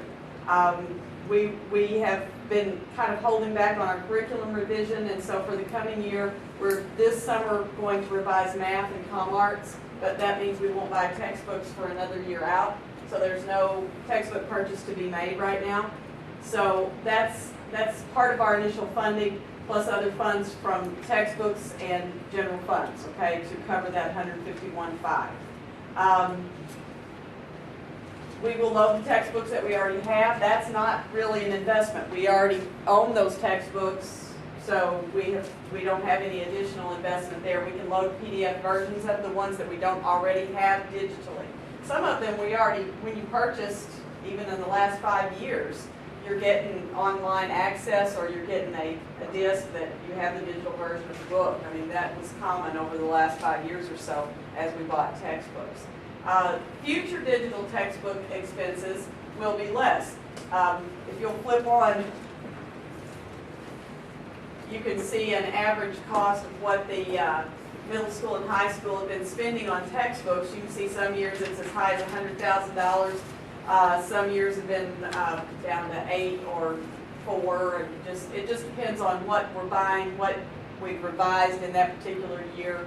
So you kind of get an idea and feel for what our average expenses are there. If we are going to do this, we're going to have to purchase some new devices for 6th graders, as we talked about, we give new ones at the 6th grade and again at the 9th grade. We're estimating about 150. That's about an average size class anymore for us. And that would be about $37.5 in each building, okay? Plus the electronic versions of whatever new textbooks that we're buying at that time, okay?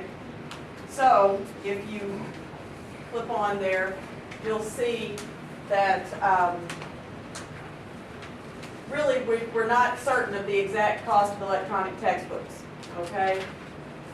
Currently, what I'm able to get from textbook companies is to buy just the electronic versions with maybe a classroom set of actual texts, $10 to $20 less per book than you would normally spend, okay?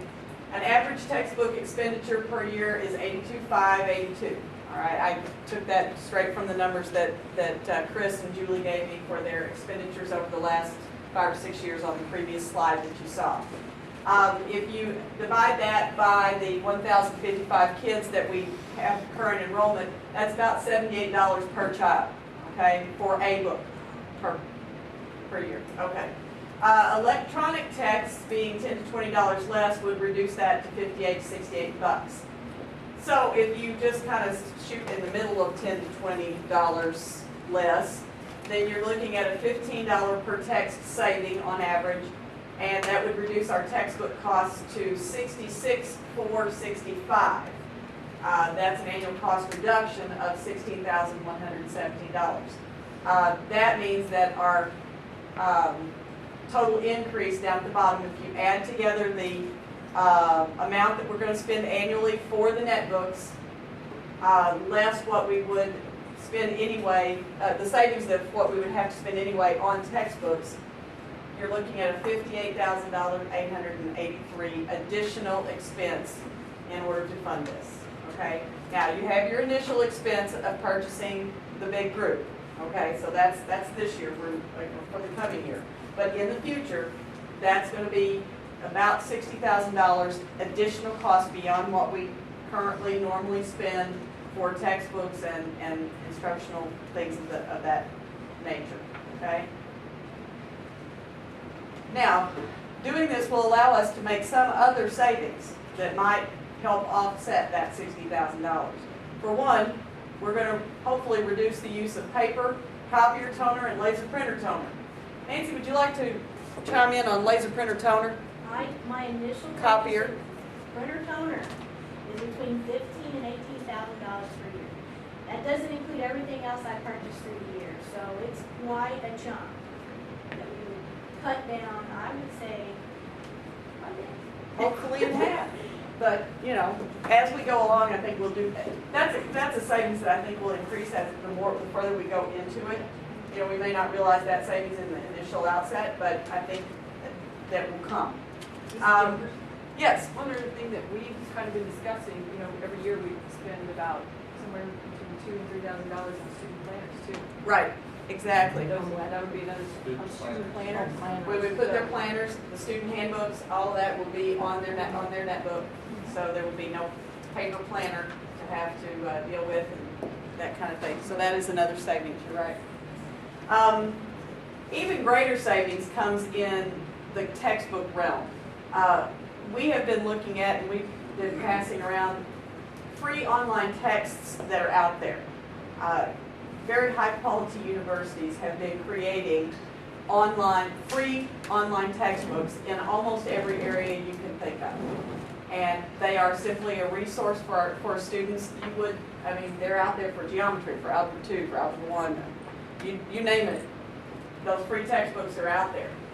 So there are possibilities of looking at, instead of spending, $82,000 to adopt a math textbook series, we look at the free online stuff that's already out there. I'm not sure that, I'm not a math teacher, but I'm thinking that an Algebra 1 book is kind of an Algebra 1 book, regardless of which publisher you get it from, So let's look at that. Let's take that as an option and see where we can go with that. The other thing that's pretty exciting is that you can create your own texts. Our math department right now rarely really uses the textbooks. Would you like to speak to that, Chris, just a little bit about how that might work? Basically what we're looking at, and to me this is the most exciting aspect, and it's not just the creation of your own text, but kind of what you were seeing in Khan Academy. This allows us to put a place to dump that information. In teaching mathematics, and our math department has been excellent with this, and actually our science department has as well, and our social studies and com arts are getting on board with it. But you go out and you collect these things. I mean, the internet, you heard Ms. Fleet talk earlier about what Mr. O'Brien was passing around via email the other day. There's so much of these little tidbits out there that are excellent for education. And they fit in our curriculum, and they're great for hands-on instruction. They're great for demonstration. They're great for that independent learning. But what happens is currently we don't emphasize a place to put them. So they're out there floating in this abyss of over 1 trillion pages of the internet. So what we're going to do is, by using Moodle, by using some of these sources, we're actually going to be able to create our own text, not by sitting down at a DOC document and typing 180, 200 page text, but by being able to pull these free resources and have one house for them. And on an earlier slide, you saw where it talked about getting rid of SIF binders. SIF binders were the curriculum implementation forms that we used, which basically was a paper version of now what we're wanting to do digitally. Not only are we wanting to do what we used to do on paper digitally, because that's where we want to go. We want to cut those costs out, but we're also going to be able to automate it and animate it this way. We're also going to be bringing those activities into that world and keep them for our own, where we could never do that before. We could write a link down on paper and that was it. And now we're going to be able to preserve that, we're going to be able to use that, and we're going to be able to further expand the knowledge of that. And that's basically, to me, when I look at the creating our own text and like what our math department is doing, they're just starting to pull these resources. They're saying, hey, this is something I found that's great to teach this subject. This is something I found that's great to teach that subject. And there was something a long time ago called algebra blocks that was great to teach factoring and binomial work and all of that. But now you got algebra blocks digitally. So you'll be able to give this to every kid, to where before you had to worry about, them using it, throwing it at each other, all that.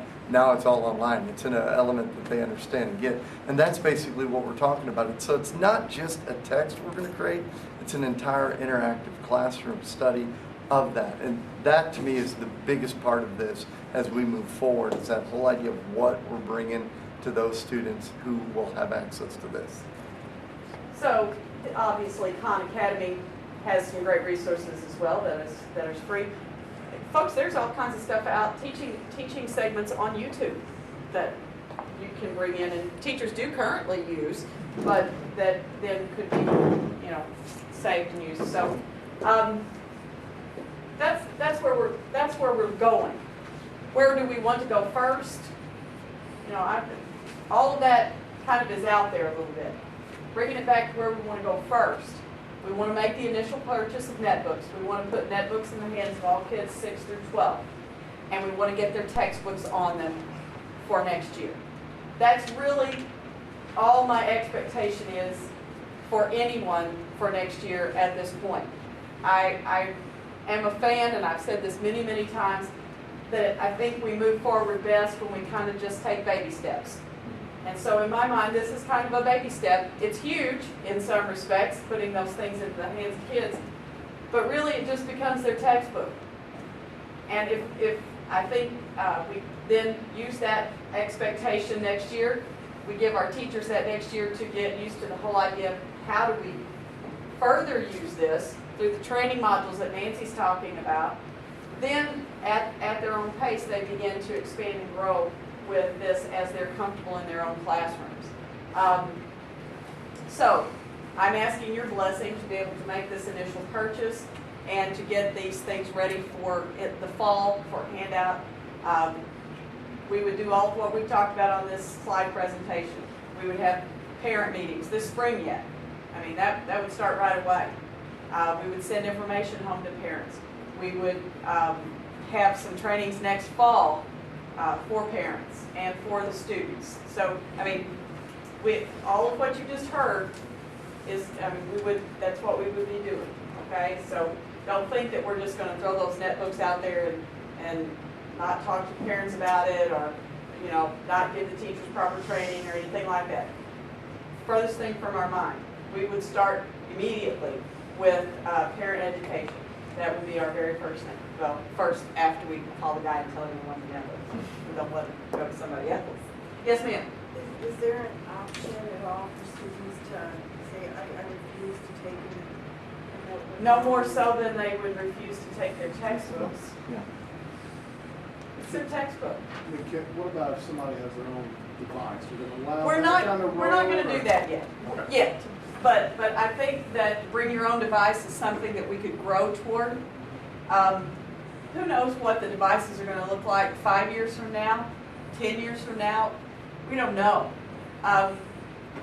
Actually, a lot of what we're doing is to try to keep a comfort level, and that's important for teachers as they work through this and they evolve through this, is to have some comfort level, because it's going to be new ground that we're breaking. And so some of the things that we're doing there is keeping our expectation kind of minimal, in that this is they're going to access their textbook this way. If that's all you do in your classroom for next year with it, nobody's on your tail. It's okay. That's our expectation for next year. Now, we do have teachers who are so excited. Our high school social studies department is just about to explode. They're ready to go, and so they're going to do a lot more than that. But nobody's asking or pushing or pressing them to. It's just we have this one little level expectation. The other comfort zone kind of thing is that we want everybody to have the same device to start with. Because when you talk about bring your own device, then you've got a classroom full of who knows what. And if the kid doesn't really know how to use it completely, then you've got the teacher trying to figure out how to use 30 different things. Nobody wants that. They probably can't filter someone else's device. And that becomes the other thing. And there's a lot of other questions about looking at what they're doing on their device. And, you know, if it's our device, we have a measure of control. So there's several comfort factors that we're trying to build into this thing at this point. That would be the $40 or $30 for insurance. Why Right, would you and- want to? And if you exactly, if you can pay $30 and insure the one from school, why would you risk the one of your own to bring it to school and have a problem with it? Even with that, I mean, if the numbers are, I want to say social security, that's not right. but- Serial numbers. Serial numbers, thank you. Is recorded here, if someone comes up with it, you know that. Exactly. That's the thing. I mean, it's a very, very anti-theft deal. We're going to engrave them, and the serial numbers are going to be tied to them, to kids. And so one of the schools even went out to the local pawn shops and said, here's the range of serial numbers for devices. Don't take any of these. So, Something to think about. yeah, yeah. Shelley, I Yes. don't think I expressed my question very well. What if not the student just doesn't want to take the notebook home, but what if we have parents or somebody refusing, if they don't want their student to use the technology? I think my answer is still the same. It's their textbook. Okay.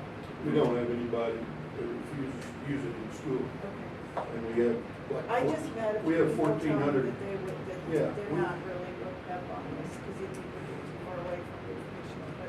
But I don't know that they would adamantly say that they wouldn't allow it. Can, along the lines, because, you know, I kind of, the far away from traditional, I guess my question is, what really is traditional? You know, when we talk about education, to me, traditional is what I talked about. It is making connections with kids and getting them to learn. It is about expanding them, pushing them, challenging them, and getting them ready for the workforce. No matter what we've done in education in America from the history of it, it has been about getting these young minds ready for the next step. And I really feel like, of course, you know, I'm a big proponent of technology. I mean, I think you guys know that. But my thing with this is, as we started with, that's one of those places we have to take a hard look at here. Are we getting these kids going to college? Are we getting them ready? Even if they're not going to college, how many jobs in the workplace today don't involve some sort of technology, don't involve some sort of use with computers? I know my dad was a figured weight and balances for airplanes for Delta Airlines and loaded bags.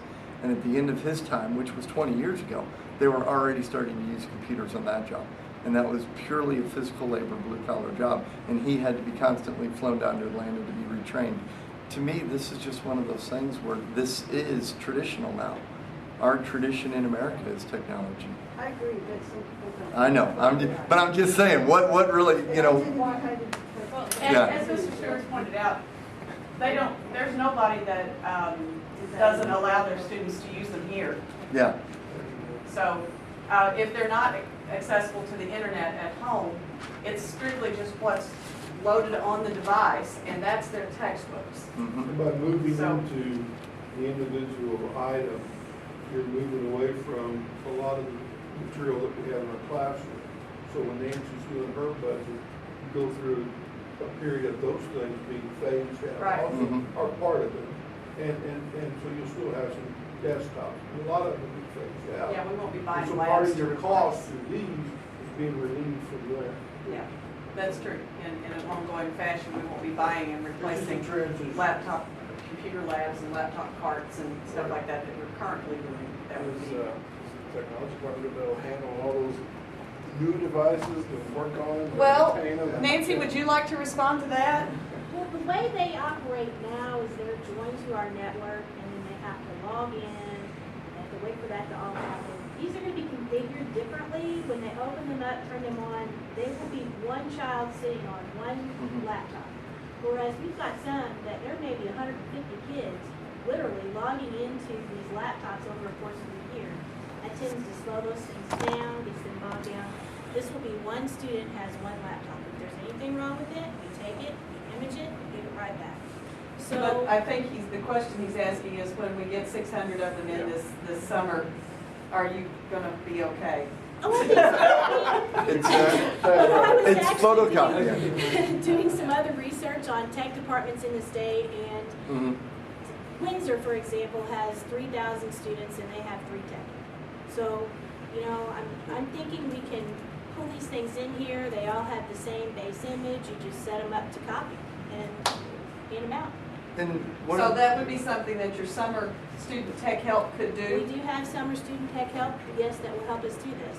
Okay. So as you're I pulling thought out that- all of the stuff that we have in the middle of the high school, I mean, you're getting rid of a lot of old stuff that we have to constantly go back to. I mean, Mr. Rook and Mr. Keeker right now have stuff down there that, yeah, they're 6, 7 years old, and those are the things we visit. We don't visit the new stuff, we visit the old stuff trying to fix it. So that will all be swept out. And we won't be going to buildings, they'll be coming to bigger condos. Yes. To each individual station won't be as much, because the notebooks will all come to you, but if they need to do it. Yeah, right, exactly. And I was gonna, And you also have to look at our students. We've been through the youth program. And Right. we continued it into the middle school. And it's a progressive thing that we're doing. And there's lots of schools out there that are doing it. We're not plowing new ground, and it's very successful.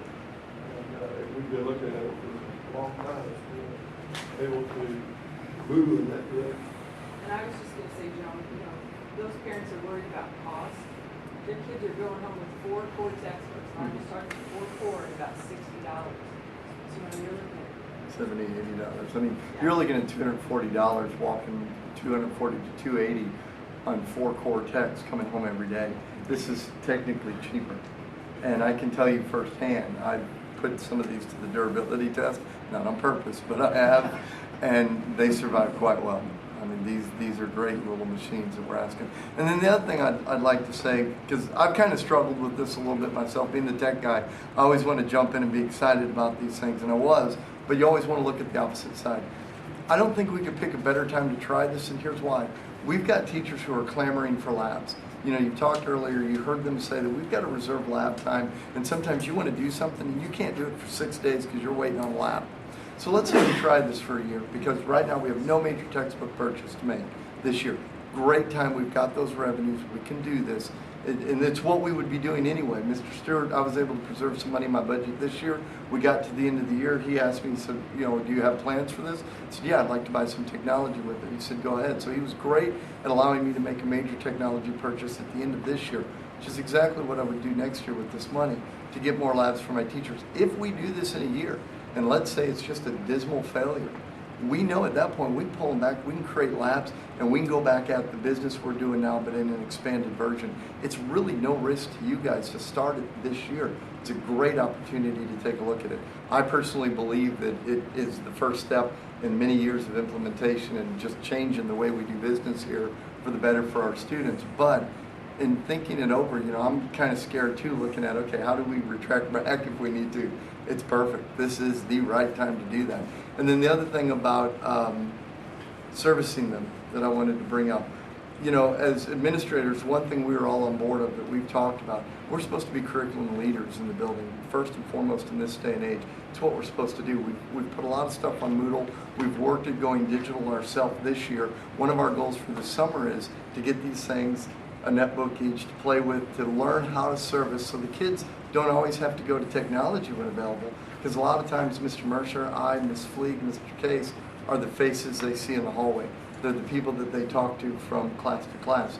We can also be the ones to help them. And that's one of our goals for the summer is to get on board with this and make sure that we can help out technology in every place possible to troubleshoot those little things. Now, obviously, if a student brings one and it's smoking, there's not a whole lot we're going to be able to do about that. But for the most part, we feel really confident that we can get ourselves to a point that we can assist technology as well.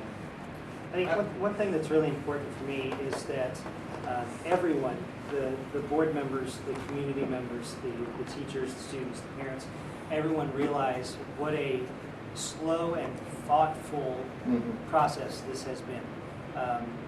We did not choose to jump on the bandwagon. We watched the bandwagon circle the block several times. We've been thinking about it for months, and then we talked about it for months, and then we studied it for months, and then we planned it for months. There is All the same months. those are consecutive. Those are not concurrent. A couple of years or more. Yeah. There are schools out there that have been one-to-one for 5 or 6 years now, okay, in the United States. And there's several in the state now who've been one-to-one for quite a while. But we have taken the time with each other and also with the other schools that we have either visited or called, and we've gone through these hundreds of what-if questions, and how does this work, and what do you do when this happens? And we've been through them all enough that we think we can handle it. We think we're ready. We're excited about it. But at the same time, I don't want anyone to think that we have brainwashed ourselves into thinking that this is going to be perfect. We realize that there are going to be things that we have to figure out as we go. We realize that there are things that we don't even know that we don't know. We think we can handle it, though. We believe we can handle it. We have confidence in ourselves. We have confidence in our students. We have confidence in our staff. And when these problems arise, we think we'll be able to handle them. To steal a phrase from you, Mr. McDaniel, we know we're moving forward cautiously optimistic. We know that, but we are also insanely excited about it. So that, I think, pretty much shows where I stand. There will be issues, and you'll be able to detail a lot more about this time next year. Just understand that the technology department will have issues, the administrators will have issues, the teachers will have issues, and so forth, and we'll be able to detail. But when we talk to other schools and so forth, as you can see, they're still very enthusiastic about moving on. I just have a couple questions. I just want to be clear. If the parent chooses not to buy the insurance and something besides purposeful damage happens, they're then responsible for the full price of the netbook to replace Not it? necessarily the full price of the netbook, but whatever it would take to get it back in working condition. Yes. Unless they purchase the insurance. Correct. Yes. Which is the same as the textbook currently is as well. What if you have this person, adding to this question, you have a parent that has 2 or 3 kids that is going to be getting this and not the purchase? Same as we talked about just the 4 cores alone for a textbook are going to be what a netbook would be. You've got the same thing. If you have 3 kids that are not sharing textbooks, they're each getting their own set of textbooks. They're walking home every day with more money or they have at their disposal more money than they would have in a netbook. You know, the other thing is, I think the insurance can be purchased. Does it have to all be purchased at the same time? Can it be added to, can the parent choose to do like the first child first month and another child the second month, or do we know? You don't have to pay that flight to the insurance company. I mean, that's not to say that we can. I'm not trying to ask these questions because I'm against this. I'm just trying to let you know that these are gonna be questions No, that's gonna be coming. what up. I'm saying is, does everyone have to buy insurance in August? Yes, the way I understand If we're gonna purchase it, it all has to be purchased at once, is that what you're saying? The way I understand it is that if you're going to buy, purchase insurance, the parent has to pay it upfront. If not, then. So if you have 3 kids, I understand the value of the textbooks, but they didn't have to pay for those textbooks. Now they're having to pay for the insurance. Well, you only have to pay for the netbooks if you break them. You don't have to pay for the insurance. If your kid survives in the netbook, just like the textbook, you don't ever pay a dime. Right? So if they broke the netbook, they wouldn't have to pay for that? No, if they broke it, yes, but if they survived it just as they did the textbook. But see, same thing, if they lose or damage a textbook, we charge them for that. Sure. We have a various breakdown that you guys have approved, from anything from a damaged page to a damaged spine to the whole thing's destroyed, that you get charged for. So it's the same thing. You could get assessed a $10 fee on a netbook. You could get assessed a $10 fee on a textbook. You could get assessed a total replacement cost on a netbook, total replacement cost on a textbook, or series of. You know, we've had students who drop their backpacks in water, and now all of a sudden you've got 4 or 5 books that are shot. Do these other school districts have any experience with parents who can either afford it times 3 kids or anything like that? The 2 major schools we talked with didn't even offer insurance. One school that I talked with that did offer insurance self-funded it, and it was more than this. It was $50 per year for their insurance self-funded. So the school didn't even seek out a policy. Nancy, if you're saying that they didn't even offer it, so if something would have happened, they would have had to pay for it. Yes. How did the parents, did they talk with the parents about this before they ordered it or before they voted on it? Has the school board Now, voted on it? I assume yes, that would be Wentzville. Do you know if they talked? Yeah. They held parent meetings. Okay. Have we held any parent meetings? No, we're, Not yet. that's what we would do, is Well, we would do, we're approved here. Okay. Which grant do you still use? Is Jefferson County one of my Kansas City? No, not Kansas City one, but Jefferson Yeah. County. Yes. Wentzville started it in 9th grade, and they're doing it every year, but they started in 1 grade. So it's a much bigger district. Whatever that we ran with the size, screen. Acer, 10.5, 250 gig hard drive, just the ad processor. So they have internet capability, right? Yes. We're just going with the books the first year, so they won't be able to access the internet. It'll be. Oh, Yeah, they will. They will. They'll be able Yeah. to access, they Yes. just are not required to access. Yes. And we can see what they access, and it's filtered. It is filtered. It is You see it filtered. real time, or you see it when they bring it? Recording off of the mic speed. Are there any teacher thoughts on this? I think they're all, Cautiously some are optimistic. excited, some Yeah. are cautious, yes. We ran it by the teacher meetings that you saw up there, and we then took it into leadership, because I was concerned because admittedly, they weren't saying a whole lot. There wasn't a lot of opposition, there wasn't a lot of, And it started out with a committee that had teachers on it. yeah. And then it went to, It went to the meetings. Then when we took it back to leadership, I kind of begged those teachers, hey, come on, you know, you got to be thinking something. But I think really what it comes down to is they've so fought for labs, and they've so fought for that space and that time, that they're ready for the challenge. They're ready for this, and they understand the first step is not everybody go out and create your own Khan Academy videos and flip your classroom, and we want it done in September. You know, like I told them, a lot of them are already at a level that they far exceed first year expectations. And then we will, you know, some of the neat things to start thinking about is teachers training teachers. We did IPI this year where teachers went in and were working with assigning and determining classroom instruction for other teachers, which was really neat. Now what you got is some of these leaders like Mr. Banks that are going to be able to go in a year or so and start bouncing ideas. And we're already starting to hear that leadership. People making suggestions about this, about using that, this testing software, that testing software, this will adapt, this will. I mean, it's just really interesting how that will grow and expand. So I don't think there's a lot of, right now, because the expectations on it really aren't much beyond, please get a textbook on it, try to use it, do what you can, and in the meantime, we're going to train you to hopefully be able to walk you through doing a little more and a little more as we go on. I'll take that, Mr. Boba, the other direction and tell you what the concerns are that we've heard.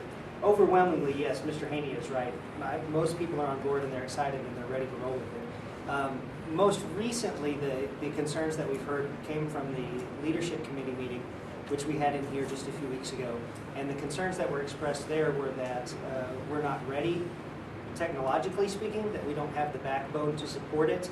But as you saw in your presentation tonight, Mrs. Toombs and Mr. Bowman are ready to provide Wi-Fi access points in every classroom.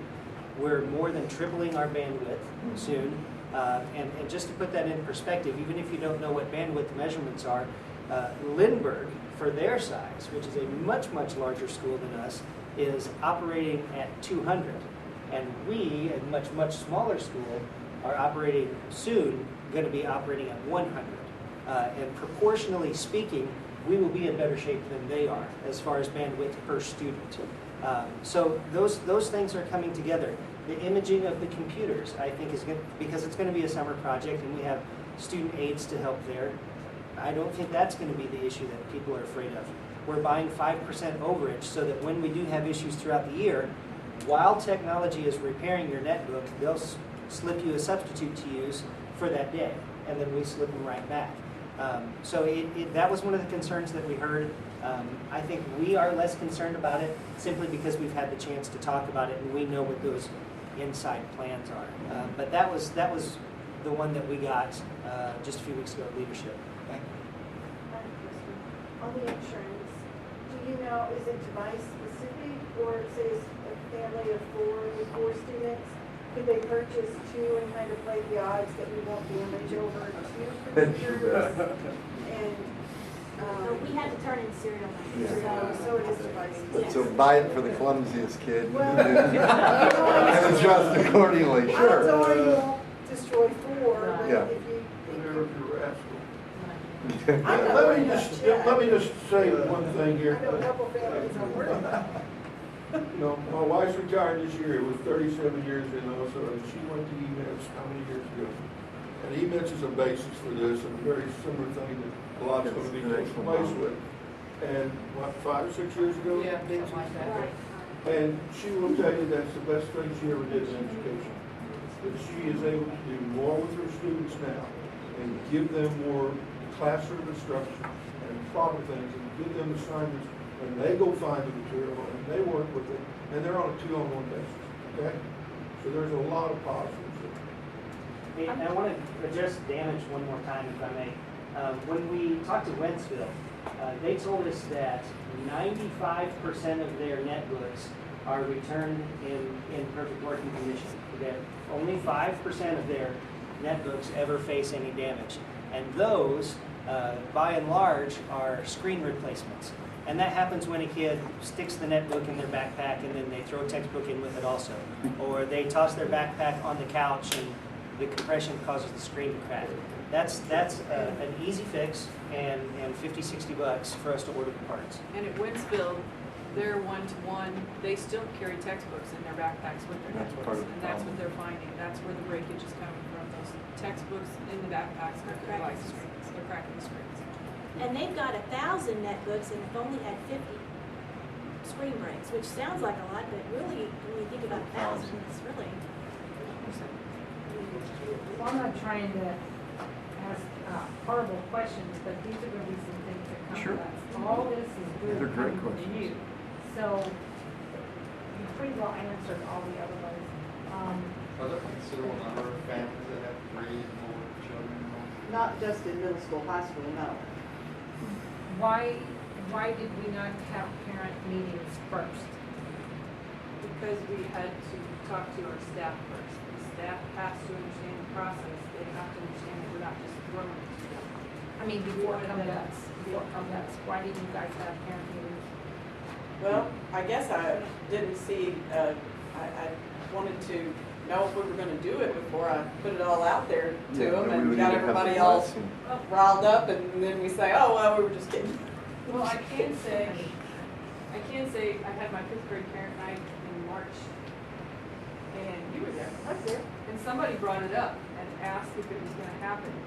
And, nobody said, threw a fit and said absolutely no. As a matter of fact, Bob and I were kind of hesitant to even discuss it, but, there was no one standing in the crowd that was standing, shaking their heads, just adamantly opposed. No one came up to us after the meeting and said no. I think parents as a whole, there's always individuals, but as a whole, parents have always been supportive of us trying to do as much as possible in technology. Look, we passed an issue just for technology, or Nancy and her department would not exist. Okay, that we did not have the funds at that time to be able to do anything we've done recently, okay? So, and that was passed by a good percentage of which, so that's gonna be used for technology. And so, and match grants and so forth. And that was extremely successful, and I think that was expected. And I think they expect us to be We'll fair. have enough money within the next 5 years to be able to keep this going. Yes, I do. Or down the road. It's a $60,000 increase over what we've been spending, and possibly even less than that as we further look at free textbooks and creating our own textbook sources. Question. Let's break our staff down into thirds. Okay. A 30-year career. Sure. Beginning teachers 10 years, middle teachers 10 years, and teachers in the latter part of the career. Are we going to allow them plenty of training, encouragement, and support under those conditions? Because you know that's basically what you've got. Mr. Mack, I think they outlined 3 separate ways that they can get training. But I'm saying, plenty of training under what the third. The training will be there. The training will be there. It's going to be a half a day every month, 1 day a month. Plus it could be during the day. It could be during the day if they can't do it in the And evening. it's really not age. Let me finish. Okay, are we going to give proper encouragement and proper support, knowing the thirds of this type of staff we have? We're going to make sure we don't want to discard the ones in the latter part of the career and just go with the There, as Mr. Stewart talked about, his Some wife. of those, Yeah. some of those will be your most enthusiastic people. Yes. Who are, you know, have a. They're the ones that are excited about the A lady that I rejuvenation. worked with when I first started teaching, scared to death of a 16-millimeter projector. Mhm. And I don't want that. We have a gentleman on staff who has often made the butt of jokes because he's not handy with technology. And By has his never- own admission. By his own admission, and has never had an interest in technology. Are you talking about me or what? No. There's another guy out there. And he makes the jokes about himself. It's not necessarily that we're picking on him. He makes himself the butt of the jokes. And what I found out just a couple of weeks ago was that all he really needed was to have a conversation about what the expectations were. He came to me and said, when I think about next year, if I do X, Y, Z, is that going to be good enough? And I said, well, maybe not that X, Y, Z, but let's talk about a few other things. And he and I, just in having the conversation, he started throwing ideas out to me that were perfectly acceptable. He was on board. He just needed a chance to talk it out. And I think for a lot of people, that's all that's required. If you give them a chance to state what's on their brain, and you can guide that, you can foster it, you can nurture it. For some people, that's all it takes. It's just breaking past their own mental wall. And, Like that lady with 16-millimeter yeah. projector. Yes. Exactly. And Mr. McDaniel, when we switched to Moodle towards the end of last year and started asking things to come to us digital, there at first was a lot of, oh wow, we've never done it this way, and a lot of resistance. Now I can make a request of things and say, please post it to Moodle, and I can guarantee you that I get all of them. Usually there's about 2 or 3 staff members, and they're never the same 2 or 3. So that's just a forgetting of what to do sort of thing that they're constantly and routinely posting. It's second nature to them now. They know how to do it, they do it. And a lot of them also, like that gentleman, know who to seek out, and like you said, that support. They have those comfort zones that they've already begun to establish in regards to technology. And we know that, so if we're not addressing that one directly, it's because we're going to address them indirectly by improving their comfort zone, which then will improve them. And so we've had an opportunity to take a look at some of that stuff already as well. Yeah. Yes, And I'll say, absolutely. I have a similar type teacher. I won't say You understand my thirds. Yeah. Yes, And absolutely. one of the laptops we're looking at for the teachers is called a tablet. actually got a pen and you can write on it, and the screen lays down. It's really neat. And I was showing him how it worked, and he just looked at me and he said, that's amazing. He said, if you teach me how to use it, I will use it. He said, that is really neat, and that can really change the way my kids learn. So, Yes, talk to the students and like, what's their reaction? It's gotta be. I actually had some of my language teachers. My language department is Phoenix, so they actually threw some things out there on Moodle, and they didn't really discuss what they found, but they said the enthusiasm with the kids was just amazing. They really seemed to enjoy it. It's a computer, and we get to work on the computer. And they have control over how to do it. That's the way they feel, they control it. Well, I am definitely not opposed of it. I just wanted to ask those questions because we were hearing all the awesome things about it, but there had to be some questions that had to be. Sure. So we can answer those questions when they come up And to us. we've told our staff, and I tell parents this whenever they ask me questions about it. I am nervous. I am apprehensive. We all are. Sure. Cautiously optimistic.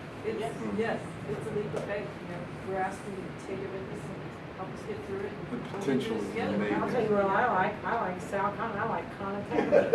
That's amazing. We have a lot. You need to visit the website and actually look at it. I'm going to. The I'm going to. website, What do you want to do? 3 degrees, from my fees, 1 apartment. Yeah. Okay. I move to approve the implementation of a one-to-one computer to student program in grade 6 and 12. Second. We have a motion and a second. All in favor by saying aye. Aye. Opposed? Motion carries. All ready. Thank you. Thank you very much. Yes. Thank Never you. gonna go have a heart attack. Yeah, back to work. I hate that it had to be Back so to late. you. I realized this was a lot of discussion. Yeah. Well, I appreciate your questions and your discussion, Absolutely. but that's why I've been sending you stuff for 2 Yes, oh yes. That's probably pretty important question. But, you know, Oh, yes. that's what I was trying to do. It's not the only Yeah. question was We appreciate that. Oh, that's. Well, Keep it coming. you bet. Okay, now we'll move to new business, the assistant principal for elementary, St. John Elementary. This is something that you all discussed for a couple months now, and it's time to create that position as a full-time position. We have had part-time in this position before. We have Mr. Case currently giving some split time down there and helping out as he can. It's just not a very workable situation. We need in this building a dedicated full-time assistant principal. This building has more students in it than the other elementary and more students in it than the middle school. This building has more teachers to supervise than the other elementary or than the middle school. So if the middle school needs an assistant, I think there's no question but what the elementary also needs an assistant. So we're asking you to create that position for the 12-13 school year. Mr. Case, you do know your love down there. I actually do. They're not my niche. I love those kids, but they're not my niche. There's no doubt about it. And I help Cheryl as much as I can, but you know, she's pulled and I'm pulled, and it's a challenging day from time to time. But I enjoy going down there when I get a chance to. I move to approve the full-time position for assistant principal at St. Genevieve Elementary effective for the 2012-13 school year. Second. Have a motion and a second, all in favor by saying aye. Aye. Opposed? Motion carries. Mr. McDaniel. Okay, Mr. McDaniel. I move that the Board of Education hold a closed meeting with a closed record and a closed vote following a regular open meeting on May 21st, 2012 to be held in the R.W. Thomas Library, 715 Washington Street, St. Genevieve, Missouri, for the purpose of discussing and voting upon the following items of business: legal action, causes of action, or litigation; lease, purchase, or sale of real estate; hiring, firing, disciplining, or promoting a particular employee; scholastic probation, expulsion, or graduation of identifiable individuals; testing and examination materials; preparation or negotiation with employee groups; specifications for competitive bidding until approved or published; sealed bids and related documents until the bids are open; sealed proposals and related documents until all proposals are rejected, or any documents related to a negotiated contract or the contract is executed; individually identifiable personnel records, performance ratings, or records pertaining to employees or applicants for employment; records protected from disclosure by law, records relating to municipal hotlines established for the reporting of abuse and wrongdoing, confidential or privileged communication with an auditor, existing or proposed security systems and structural plans of district property, records identifying would allow unauthorized access to or unlawful disruption of the configuration of components or the operation of a computer, computer system, computer network, or telecommunications network, credit card numbers, personal identification numbers, digital certificate, physical and virtual keys, access codes, or authorization codes that are used to protect electronic transactions. I further move that notice of this meeting and consent agenda be posted as required by law. Second. A motion is second, roll call, Eric Bosler. Yes. Charlie Crowder. Yes. Tom Dumpty. Yes. Tim Kirchner. Karen McDaniel, yes. Martha Reesinger. Yes. David Bowie. Yes. Motion carries 7-0. And then we could go to closed session with the closed record and close vote after a short break.